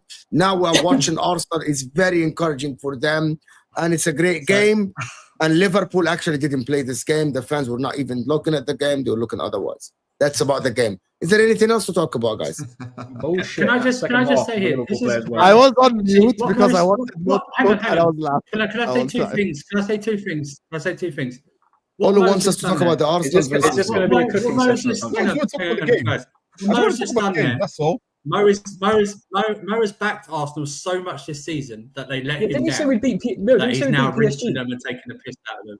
He's let them out. And second of all, that's Terry. I didn't know, Sam. But I'm not backing them. The problem is I see a big Arsenal account literally saying exactly what I said now on fucking Twitter. But Mo, they're chatting shit. Sam, let me ask you a question, Sam. Did you know that Guard of Honours lasted a whole 45 minutes? Because that's, I think, what Arsenal were still doing a Guard of Honour in that first half for 45 minutes. It was like, and then what happened? What happened in the second half? What happened in the second half? Because it's game of 2 halves. Oh, right? Okay. Second half. All right, yeah, cool. No. Guys, Wallah al-Azim, we learned nothing from this game. Nothing. Yeah, we learned that Liverpool fans can make amazing banners. That's Did anyone hear a Gallo? Oh, Igalo was just crying about it. That was like, it makes me laugh how he's like, oh, we wouldn't have done that because we're not that disrespectful. It's like, for fuck's sake, it's banter. And also, we did sing about Adebayo and when his boss exactly. There's been way worse shithousery than the tifo. It's on Canada though, isn't it? That's how it is in Canada. So the reason I want to talk about it is obviously it's more about Liverpool, and do you feel like the whole trends thing? Oh, I knew something else. Here we go. Hey, Mo, timestamp this 50 minutes minimum. Legitimate question. Do you think that the trend thing overshadowed what was a celebratory mood, especially with the Guard of Honor that happened? It did because a lot of Liverpool fans before the game were talking about the Guard of Honor. It was the banter thing, and post game, I've seen more about the whole trends thing than the sort of Guard of Honor, which. Yeah, because it doesn't matter for them. They already won the league. They already got a Guard of Honor. You missed the point. Why does it matter? Why are they made a big fuss about the Guard of Honor, but now what is dominating it is the fact that Sam made a big fuss about the Guard of Honor. This is Sam. This is not Liverpool. It wasn't just with Sam. I can literally go through Twitter and show people who are so invested in this Guard of Honor nonsense. And now the conversation is about trends. Look, he's so rattled. I love it. That's not rattled. I'm just saying it is nonsense. I think if Trent never came out of it, would have again. Let me make something clear. If we had something to play for today, number one, Trent wouldn't have made the announcement anyway. He would have waited till the summer. Number two, Trent wouldn't have been booed, so this is not a conversation. And anyway, listen, guys, if we're gonna be this disingenuous and act like football players haven't been booed before, it's just so sad. Let people express their emotions. By the way, there were people with banners in the stadium saying TAA Trent, like Trent, like thank you, Trent. It's the Scout's way of saying thank you. So it wasn't everyone booing Trent, but people have the right to express their emotions. You know, 30 the years only ago, thing I would say, like I said on the terrace, hear me out. 30 years ago, Steve McManaman wanted to move to Real Madrid. Did boo him. Hear me out, Connor. Let me just say this. 30 years ago, Steve McManaman wanted to move to Real Madrid. Anfield booed him in the last 3 games. It's okay. Why are we turning football into fucking squash? Like, it's okay. Can I ask Philip? Yes, sir. Be honest. You guys love Isak. He's won a trophy at your club, everything. Isak sits down and says a video, guys, I'm going to be leaving to Liverpool this summer. Would you be shocked if there were people in St. James's Park that boo him in like the last 2 or 3 You're games? so obsessed with Isak, it's unbelievable. Yeah, but like it wouldn't be an obsession. It's unbelievable. Maybe I use it as an example. You should use Dan Burn's example. Wallah, I use it as an example. he could have used any other player. He could have used any other player. Because Trent is world class, and that's the world class player at Newcastle. Just chill out. Just say Dan Burn isn't world class or something. Because Bro, obviously we wouldn't. It's borderline harassment, bro. Like what the fuck, bro? Like The reason why I'm not going to use Dan Burn as an example is because if Robertson wants to leave at the end of the season, we won't boo him because he's not that good anyway. So we have to use a good example of a good player. So that's why I asked him. I don't know because I think the Trent. I think there seems to be a whole big backstory to Trent Alexander compared to an Isak. It seems to be was he snaking Liverpool? Was he not snaking Liverpool? What's speculation? It's very different in the circumstance that you've given me. So we don't have that issue. He's got a long contract. It's totally different. It's not in his final year. If he did that video, wouldn't shock you if he got booed. But it's different. Like if it'll be again, it's different. Like if he's not in his final year, like it's. I understand. Do you know what I mean? It's what I'm saying. The question. Yeah. The question I was asking is that do you like? And this is it's not. I'm not saying if Liverpool fans are right or wrong to boo him. Because I think a fan has got a right to do whatever they want to do within reason. I thought the better topic is are Arsenal going to keep their second spot? Never mind. We'll talk about that later. Soon. Don't get on my nerves, okay? Do not annoy me. I'm not even sure about this. Let me just finish my question. My question. I actually want to Newcastle next, to be fair. Yeah, I was going to ask a question very quickly. I'm sorry, Philip. I just want them to finish second for more humiliation. I think second is worse than first. Okay. Yeah, I actually think that second is never worse. mind. I really do. What if we finish second and we're 4 points ahead of Arsenal? No, if Newcastle finish above Arsenal, it's amazing. We can laugh. But if they do second 3 years in a row, it's like stand-up comedy. Why? Because you were the first loser. I'm actually thinking that Arsenal will lose to Newcastle on purpose for them not to be a three-peat in second. That'd be crazy. What are we doing here, man? What are we doing here? What are we doing? What, Mo? What? Okay. Newcastle are 2 points behind Arsenal. They play Arsenal the next game at the Emirates. Arsenal might lose the game on purpose, so they finish third, and nobody can say three-peat the second. Wow. They will be able to say 4-peat for Newcastle being there 4 times. Arsenal finished second 3 times in a row. You know how long this summer will be if Arsenal finish second for third in a row, bro? No, we've done it before. The summer was long. We got knocked out of the Champions League. We've done it before. We've got 10 years without being in Champions League. Like, this is key stage 1 banter to me, to be honest. It's like, what are we doing here? Like, we finished second. What did he do? It means there's 18 other teams that sucked more than we did. So what? Like, we didn't win. And can I tell you something? The only team in the league that finished in a lower position is better for them this season is Arsenal. The only team in the league. Because if and I genuinely mean it. For finishing second for 3 years in a row. Yes. I genuinely believe because it doesn't matter at this point. Because I don't think that the people that will talk about Arteta in and then they're gonna talk about Arsenal and the signings care about second or third, right? But the people about the memes and you shouldn't watch football. No, I actually disagree with you guys.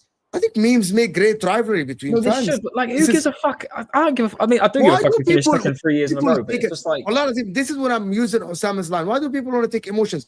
I actually think the reason why we sit here and have a laugh and people have a laugh. It's tribalism, isn't it? It's a different form of tribalism. What I'm saying. Bro, we like it. Yeah.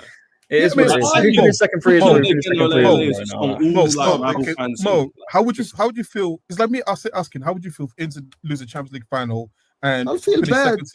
Exactly, but you don't really care because it's like you didn't win. No, like, I fucking care, and now I fucking care. No, we don't in the grand. What do you mean he doesn't care? Did you see his reaction against Barcelona? No, you wanna know what this guy told me after the game? He's like, I'm gonna send you one of my family members' number in case something happens to me. And you're saying he doesn't care, bro. His veins are popping and everything. No, what I mean by that is that okay, it's like if a Milan fan starts saying, "Oh, you finished second," you'd be like, "Dude, I don't really care because like." No, I do fucking care. That's what makes football what it is. This is why we used to sit in coffee shops before fucking YouTube. Me and my friends joke to each other, bro. I don't care. I actually don't care.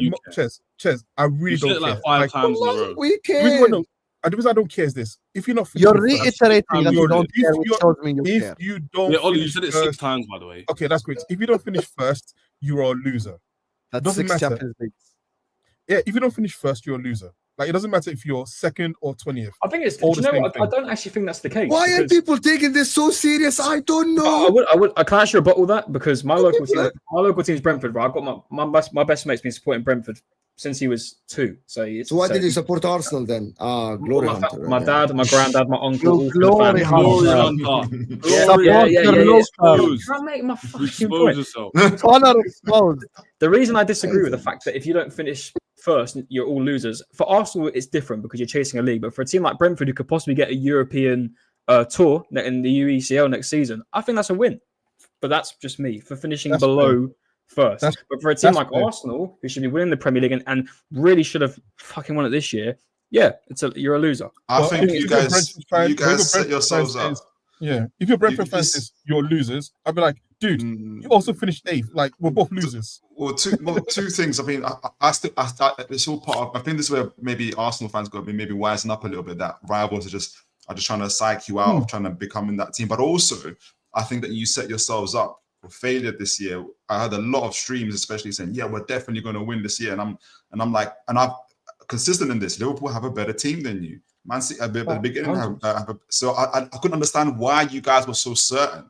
I think I can't remember who was. I don't know if it was you, Oli, but there was another guy on Mo's stream that was saying that you think you're going to win the league at a cancer. I remember the word someone saying at a cancer. Because there is third time lucky. There's the third time lucky. There's a lot of things.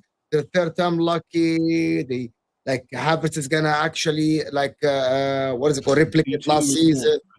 Like, bro, like they had to. Like, to be honest, because I'm gonna tell you something, Philip. To be honest with you, there was no other talk. Arsenal fan and could not have gone this season with saying that we're not gonna win the league. I'm gonna give you another one. Do you think that any Arsenal fan will sit on any panel next season before the season starts and tell you that we're not gonna win the league? There is no point. Yeah, no, I get that. I'm saying don't downplay. So in this instance, Liverpool, like you can say you're going to win the league, but I heard people saying we've got a better team than Liverpool. We're going to do this than that Liverpool. We have to win Liverpool. And Liverpool got a team full of Champions League winners, Premier League winners, multiple domestic winners. And I just didn't understand where you guys got that knack from. There's one thing saying we're going to win the league, but we're going to win the league because Liverpool are rubbish. I'm like, yes, how? Yet Arsenal have finished above Liverpool for 2 years running with, on paper, before the season started, better manager, right? On paper with Arne Slot. So logically speaking, Arsenal should have finished. Why is he better on paper than Arne Slot? Because none of us knew. No. Jurgen Klopp is better than Arne Slot on paper. Jurgen Klopp, yeah. But also, and Arsenal with the same manager have finished ahead of that Liverpool with a better manager, and Liverpool made no signings. It was the whole thing of 1 point behind City last season. Liverpool got the new manager. It might not work. Slot out over here, and conversation needs to be had, doesn't it? So I think it was that whole narrative that I went into this season. As soon as the window ended and the window that we had, I said to myself, "Yeah, nah, it's not happening. We should have signed the striker, and then we would have had maybe a different season." Is Connor lagging out for anyone? He's hating the UK. Connor, don't let him do this. Also, the very Hamza thing to do. Like, are you lagging out? Can I hear you? The Wi-Fi doesn't work when they lose. But it's 4K, microphone's working. Yeah, we're all good, man. But also, would you just say this? The reality is this: like, we are fans, And at the start of the season, we hype ourselves up into thinking we're much better than we are, right? Like I said, I used to believe that Arsenal were going to win the league with Lichtsteiner, Mustafi, bloody Kolasinac, all these bum-ass players, right? And that's because what we call there is delusion. exactly, but being a fan is also partially being delusional. Thinking your Fucking team, asshole, bro. I know, thinking your team is better than it is, right? So sometimes, like that's part of what makes being a fan fun. Like the sort of arguments that we go into, like my No, team no, is you better can than win the yours, league next season, et Ollie. cetera. Let's make this fun. Listen, You can win the league in my next heart, season. in my, No, can we not? Yeah. Can we in not? my heart, Ollie, let's make this fun, yeah? in my heart, in my heart, It's fun. Are you going to win the league? in my heart, we're winning every single I'm gonna game. tell you what. I'm gonna tell you a better one. I'm gonna tell you game. a better one. In their heart, they already won the last 2 seasons. That is what Arteta said. 100%. Yeah, because Arteta said. Remember, heart and mind, heart and mind, heart and Arteta, mind. you want to know something? Because Arteta told me so. I Definitely did. think all managers have an element of cringe and irritation to them. Like Yeah. I've said, Jurgen Klopp waffled in press conferences and interviews a lot, and he's like a legendary manager for Liverpool. You want to know the difference? Jurgen Klopp can back it up. Pep can back it up. Jose can back it up. Conte can back it up. The problem with Arteta is you cannot be cringe with an empty trophy cabinet. I'm sorry. It just does Yeah, not because work. we went through every single manager. We would nitpick why they say this, but they win. So they get away. Yeah, but they win exactly. win. Yeah. I agree, but listen, You again, can't- Arteta got nothing. It's like, oh, you have to be in the right moment. You have to, this year they won the طب حبيبي, it was supposed to be you. City fell off. Your dream scenario happened. Why wasn't it you? You get what I'm saying? So all I'm saying is Being this. delusional. Part of it is, listen, I don't care. Part of being a football fan and the fun of being a football fan is to that's have the eighth extreme side don't care at scenarios, all. the scenarios in your head where you think your team's going to win it all. So I'm sorry, I am not going to not stop be that, but there's going to be some times, yes, where I will also talk the truth and the reality. And so yeah, Why at the start of the season, I know it's weird. At the start of the season, I promise you this. At the start of the season, in my mind, we're going to win the league, and then the reality will prove if we're going to win the league or not. And I think that's fine. That's fun. Like something else. Let's have fun. Man. Funny how you can have an Can objective I ask a genuine about question? every other club except when it comes to Arsenal. That's when you lose credibility. Sean, you are 100% correct. We're all supposed to sit here and clap for you finishing second 3 years in a row and say, well done, Arsenal Football Club, for making a miraculous comeback against drunken Liverpool at Anfield today. Well done. I'm so proud of you. This shows us the message that Arsenal are ready for next season. But Sam, not even that. Who cares Arsenal about has been credibility? so weird for 24 hours. It's mad. But who cares about No. credibility? And you want to know, but speaking of Arsenal's future, today something came out and Mo mentioned it. Me and him, same chemistry. Bro, Arsenal are linked to Jokeras. I know Arsenal fans might not want to hear this, but you have to support Spurs in the Europa League final. I'll tell you why. Man United. No, 1 second. Man United want Jokeras. Yeah, I know they do. 1 second. Hear me out. Spurs with Champions League football is useless. They're a useless institution with or without Champions League. They're shit. We can all agree on this. Man United get an access to a pool of players they don't have with Champions League football. That's reality, number one.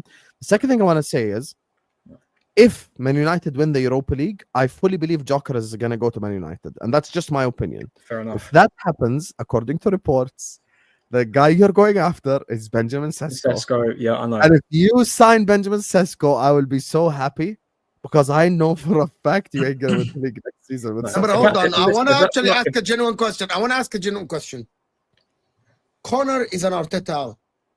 You get Eucharist, you get a left winger. Is it Nico Williams or whatever, or Leao, whatever? You get Zubamendi. Are you behind the boys? Are you behind the boys thinking that they can win the league? I'm always behind the club. Arsenal, I'm always behind them. I'm always behind my football club. Coach, football manager, completely different. I'm behind Arsenal as a club. Okay, are you behind Arteta to win the league? Well, I've got to be because he's going to be here next season, isn't he? Yes, so you are. So you are behind Arteta. I'm going to have to be because okay, let me ask you something. Do you believe that Arsenal, if they sign these players, will win the Premier League next season? Or there's no definitive answer here. Nobody, even Osam, nobody can have a definitive answer. No. There has to be an answer. He has to say no. No. I'll give an answer. No, hold on. I need to rephrase the question. Yeah. I need to rephrase the question. Do you believe your team are going to go challenge and be one of the favorites to win the Premier League next season? If we sign Gyökeres and like a left winger, like you said. Yes. Why are you thinking about it? I can't give an Why answer. are you thinking? Let's give an answer. Yeah, Connor, that's the yes. But I think saying it gives you win no. it, Listen, no. Exactly, yeah. That's the Mark, yes without thinking. That will we win it or Look, not? That can I is what give my he's thinking. Mo, can I give my reasoning why I was thinking about it? Yeah. Go ahead. We've been now in our fourth full season. Yeah, if I'm right. Yeah, fourth full season now under Mikel Arteta. Fifth. My bad. And we've improved every season. Fifth, eighth, fifth, second. Well, we get it. Off the season, the first Let me just know. Come on. So we've improved every season.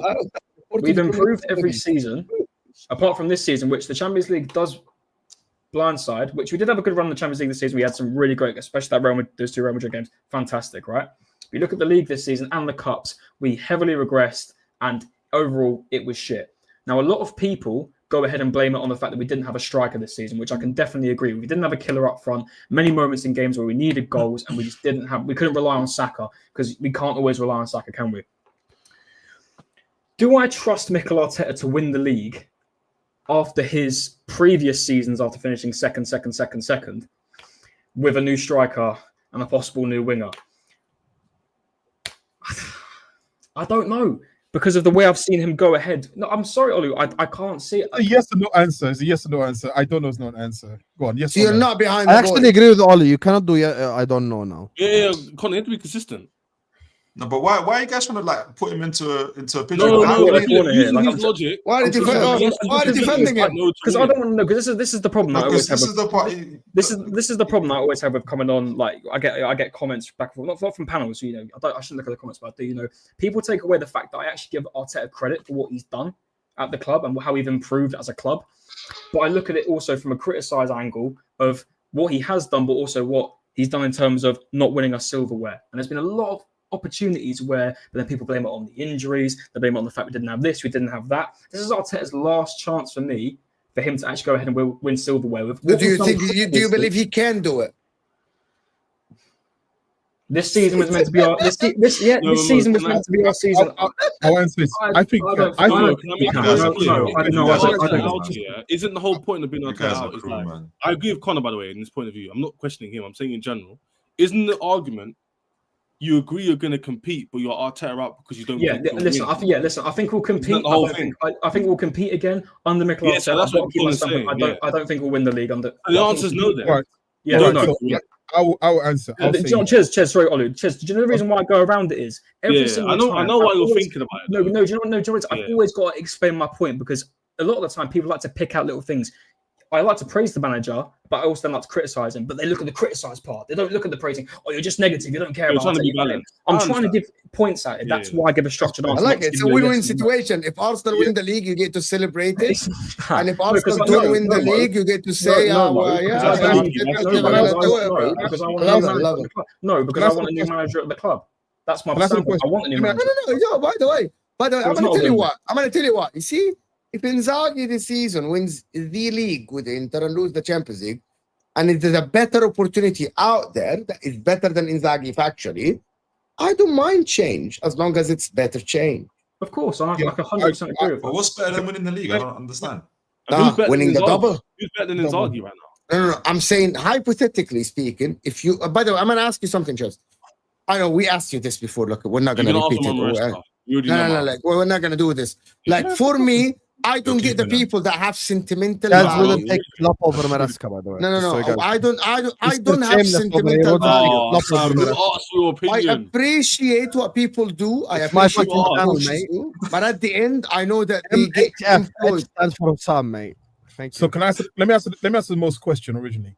I'll say yes. I think he can win the league. The reason why I think he can win the league is because I think as a young manager, I think again, of course, there's the delusion part of it, and I'm delusional. I accept the delusion. I will tell you, like I say, I'm not a pundit. I'm a fan. I always say this all the time. I'm not a pundit. I'm a fan, right? But the reason why I say yes is this. I'll just say for a rookie manager, for what he's done in comparison to other managers when they were rookies. Well, I shall be Alonso. It's a blah. Can I just finish my point? Jesus Christ. In year 5, you're no longer a rookie. He's not a rookie, Oli. That is the problem. He's not a rookie anymore. By definition, by the way, you know something? Rookie is actually an American term brought in from NBA I players, know. NFL players, baseball players in their first season. First season. I The know. second Sophomore. season, you're no Rookie longer a after rookie. 5 years. You're sophomore. No, No the reason longer why I a say rookie.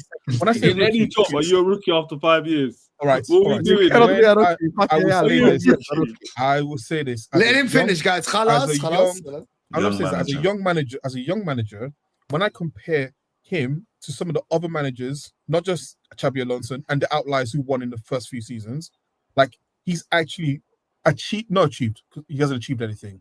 But when he started off, his starting point is actually really good, which makes me think that as he learns and he matures, he'll get better, right? Because managers get better, they get older, they get. So if his starting point is here, I hope, and again, it's hope. I'm not pundit. I can't see the future. I just hope that he gets better. In the same way, Toon, you saw Eddie Howe start off as a manager in Bournemouth, as a manager in Bournemouth, as a band manager in Bournemouth, and look at him now. Look at him now. This Look was at him right now. from the beginning. You're gonna make me Look go at back. him now.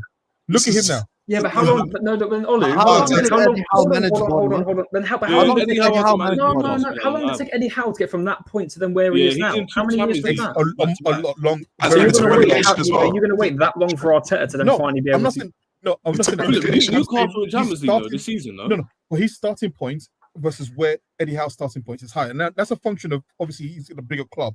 But actually, if you look at them, Because he- where Eddie Howe Guardiola. started off, Because he needed exactly. Guardiola. I'm just That's the only reason saying he's though. there, Oli. That's the I'm just- problem. No, but that goes I back to- agree.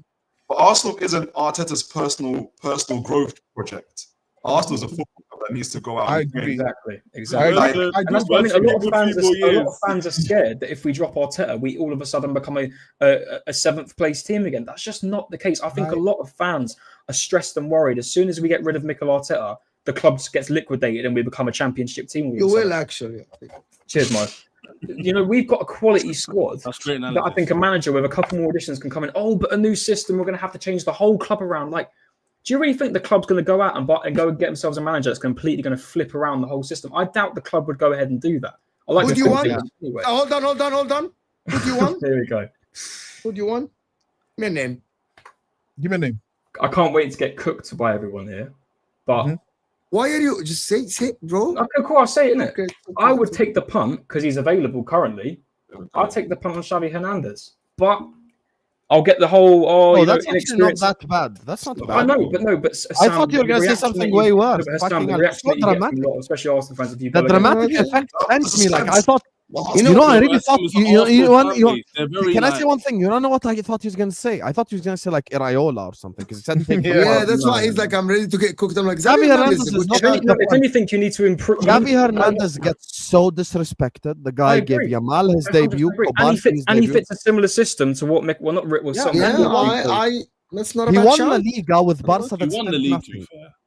Can't downplay that. But I'm gonna tell you something. In my opinion, Xavi Hernandez is similar to Arteta. Him coming in next season is gonna give you a smaller percentage Wrong, of winning the because league Xavi won. than Mikel Arteta. Oh, 100%. But you know That's the what I mean. difference, man. We- You know the we- difference by we- coaching Yeah, Barcelona. Xavi with no money. Ah, beat Real okay, Madrid. great. Xavi won.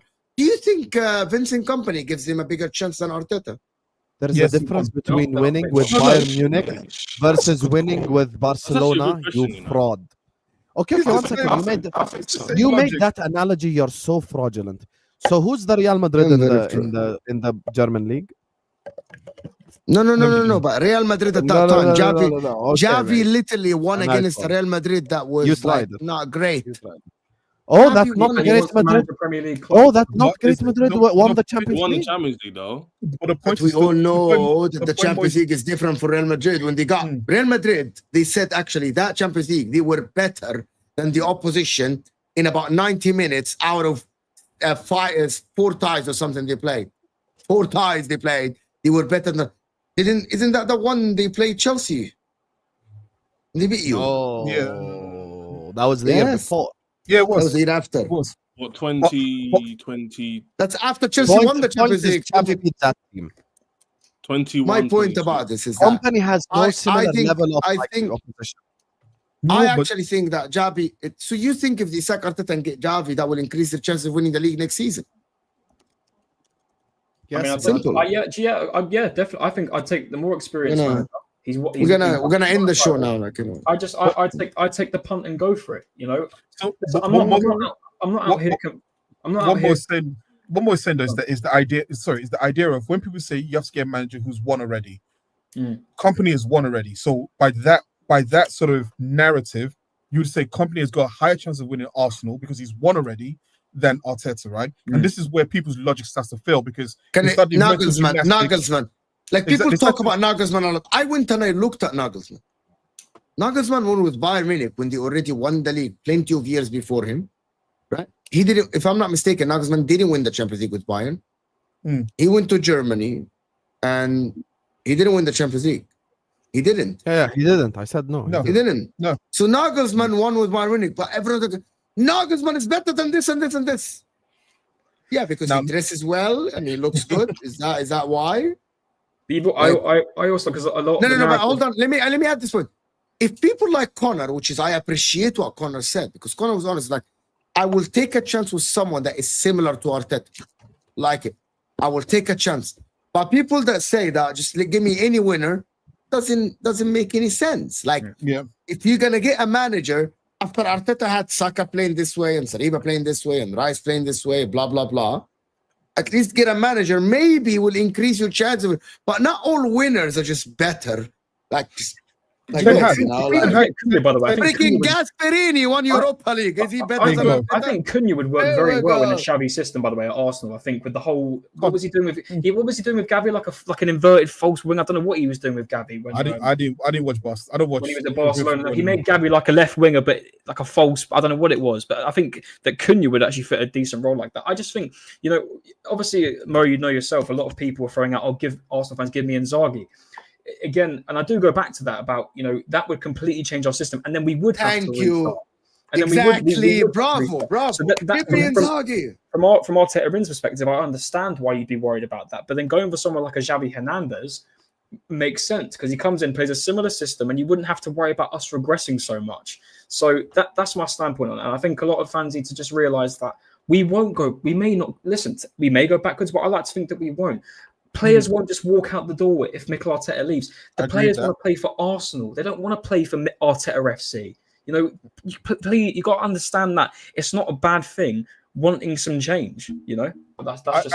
I agree with you, but the point to make is this, right? We've seen examples already. Right? I've got to shoot, by the way, guys. Really sorry, I've got to shoot. But thanks for having me on, guys. I really appreciate it. I was just going to say we've got examples of. You look at someone like a Ten Hag, for example. He was a winner at Ajax. Everyone before he came would like it's a logical.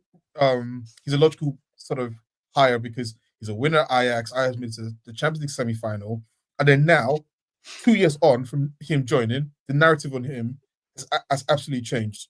People are now looking at Amorim, like from being the sort of everyone. You remember everyone was like, "I want Amorim." Now people look at him like as a bum, right? So this idea where you could just go in and just say because a manager's won somewhere, that translates to moving to a different club.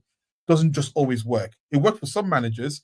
If you had Ancelotti and you pick the right clubs, you go from a AC Milan to Chelsea to Real Madrid. That can work. But for some managers, it also doesn't work that way. That's why it's like, listen, I'm with Con. Get the best manager, right? I don't really care too much. I'm an Arsenal fan. I've been through so much hurt and pain. So, and again, I'll just say this: people. Stop acting like pundits and be fans. Yeah, let me do the super chat so we can get out of here.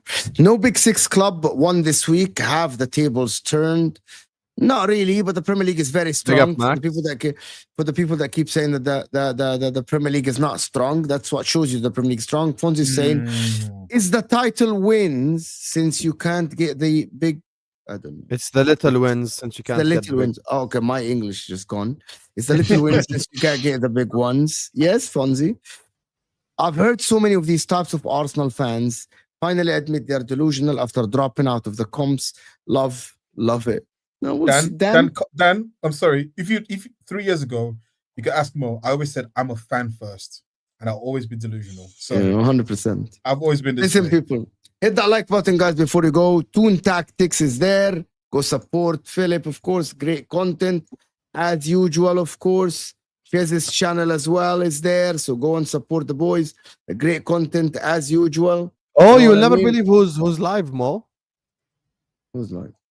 Tom Little. Let's redirect to Tom Little. Wait. Yeah. Is he raging about? Is he raging about? Tom Little live? He ain't been live in like forever. Is he raging? Here, I've Is he redirected. raging about Trent? Yeah. He's like explaining the Trent situation. Oh dear. Here, I read it to him. خلاص حبيبي. Don't worry. Here, All right. Let's go. Guys, MHF raid in the Trent chat. We're all going to be there. Let's go.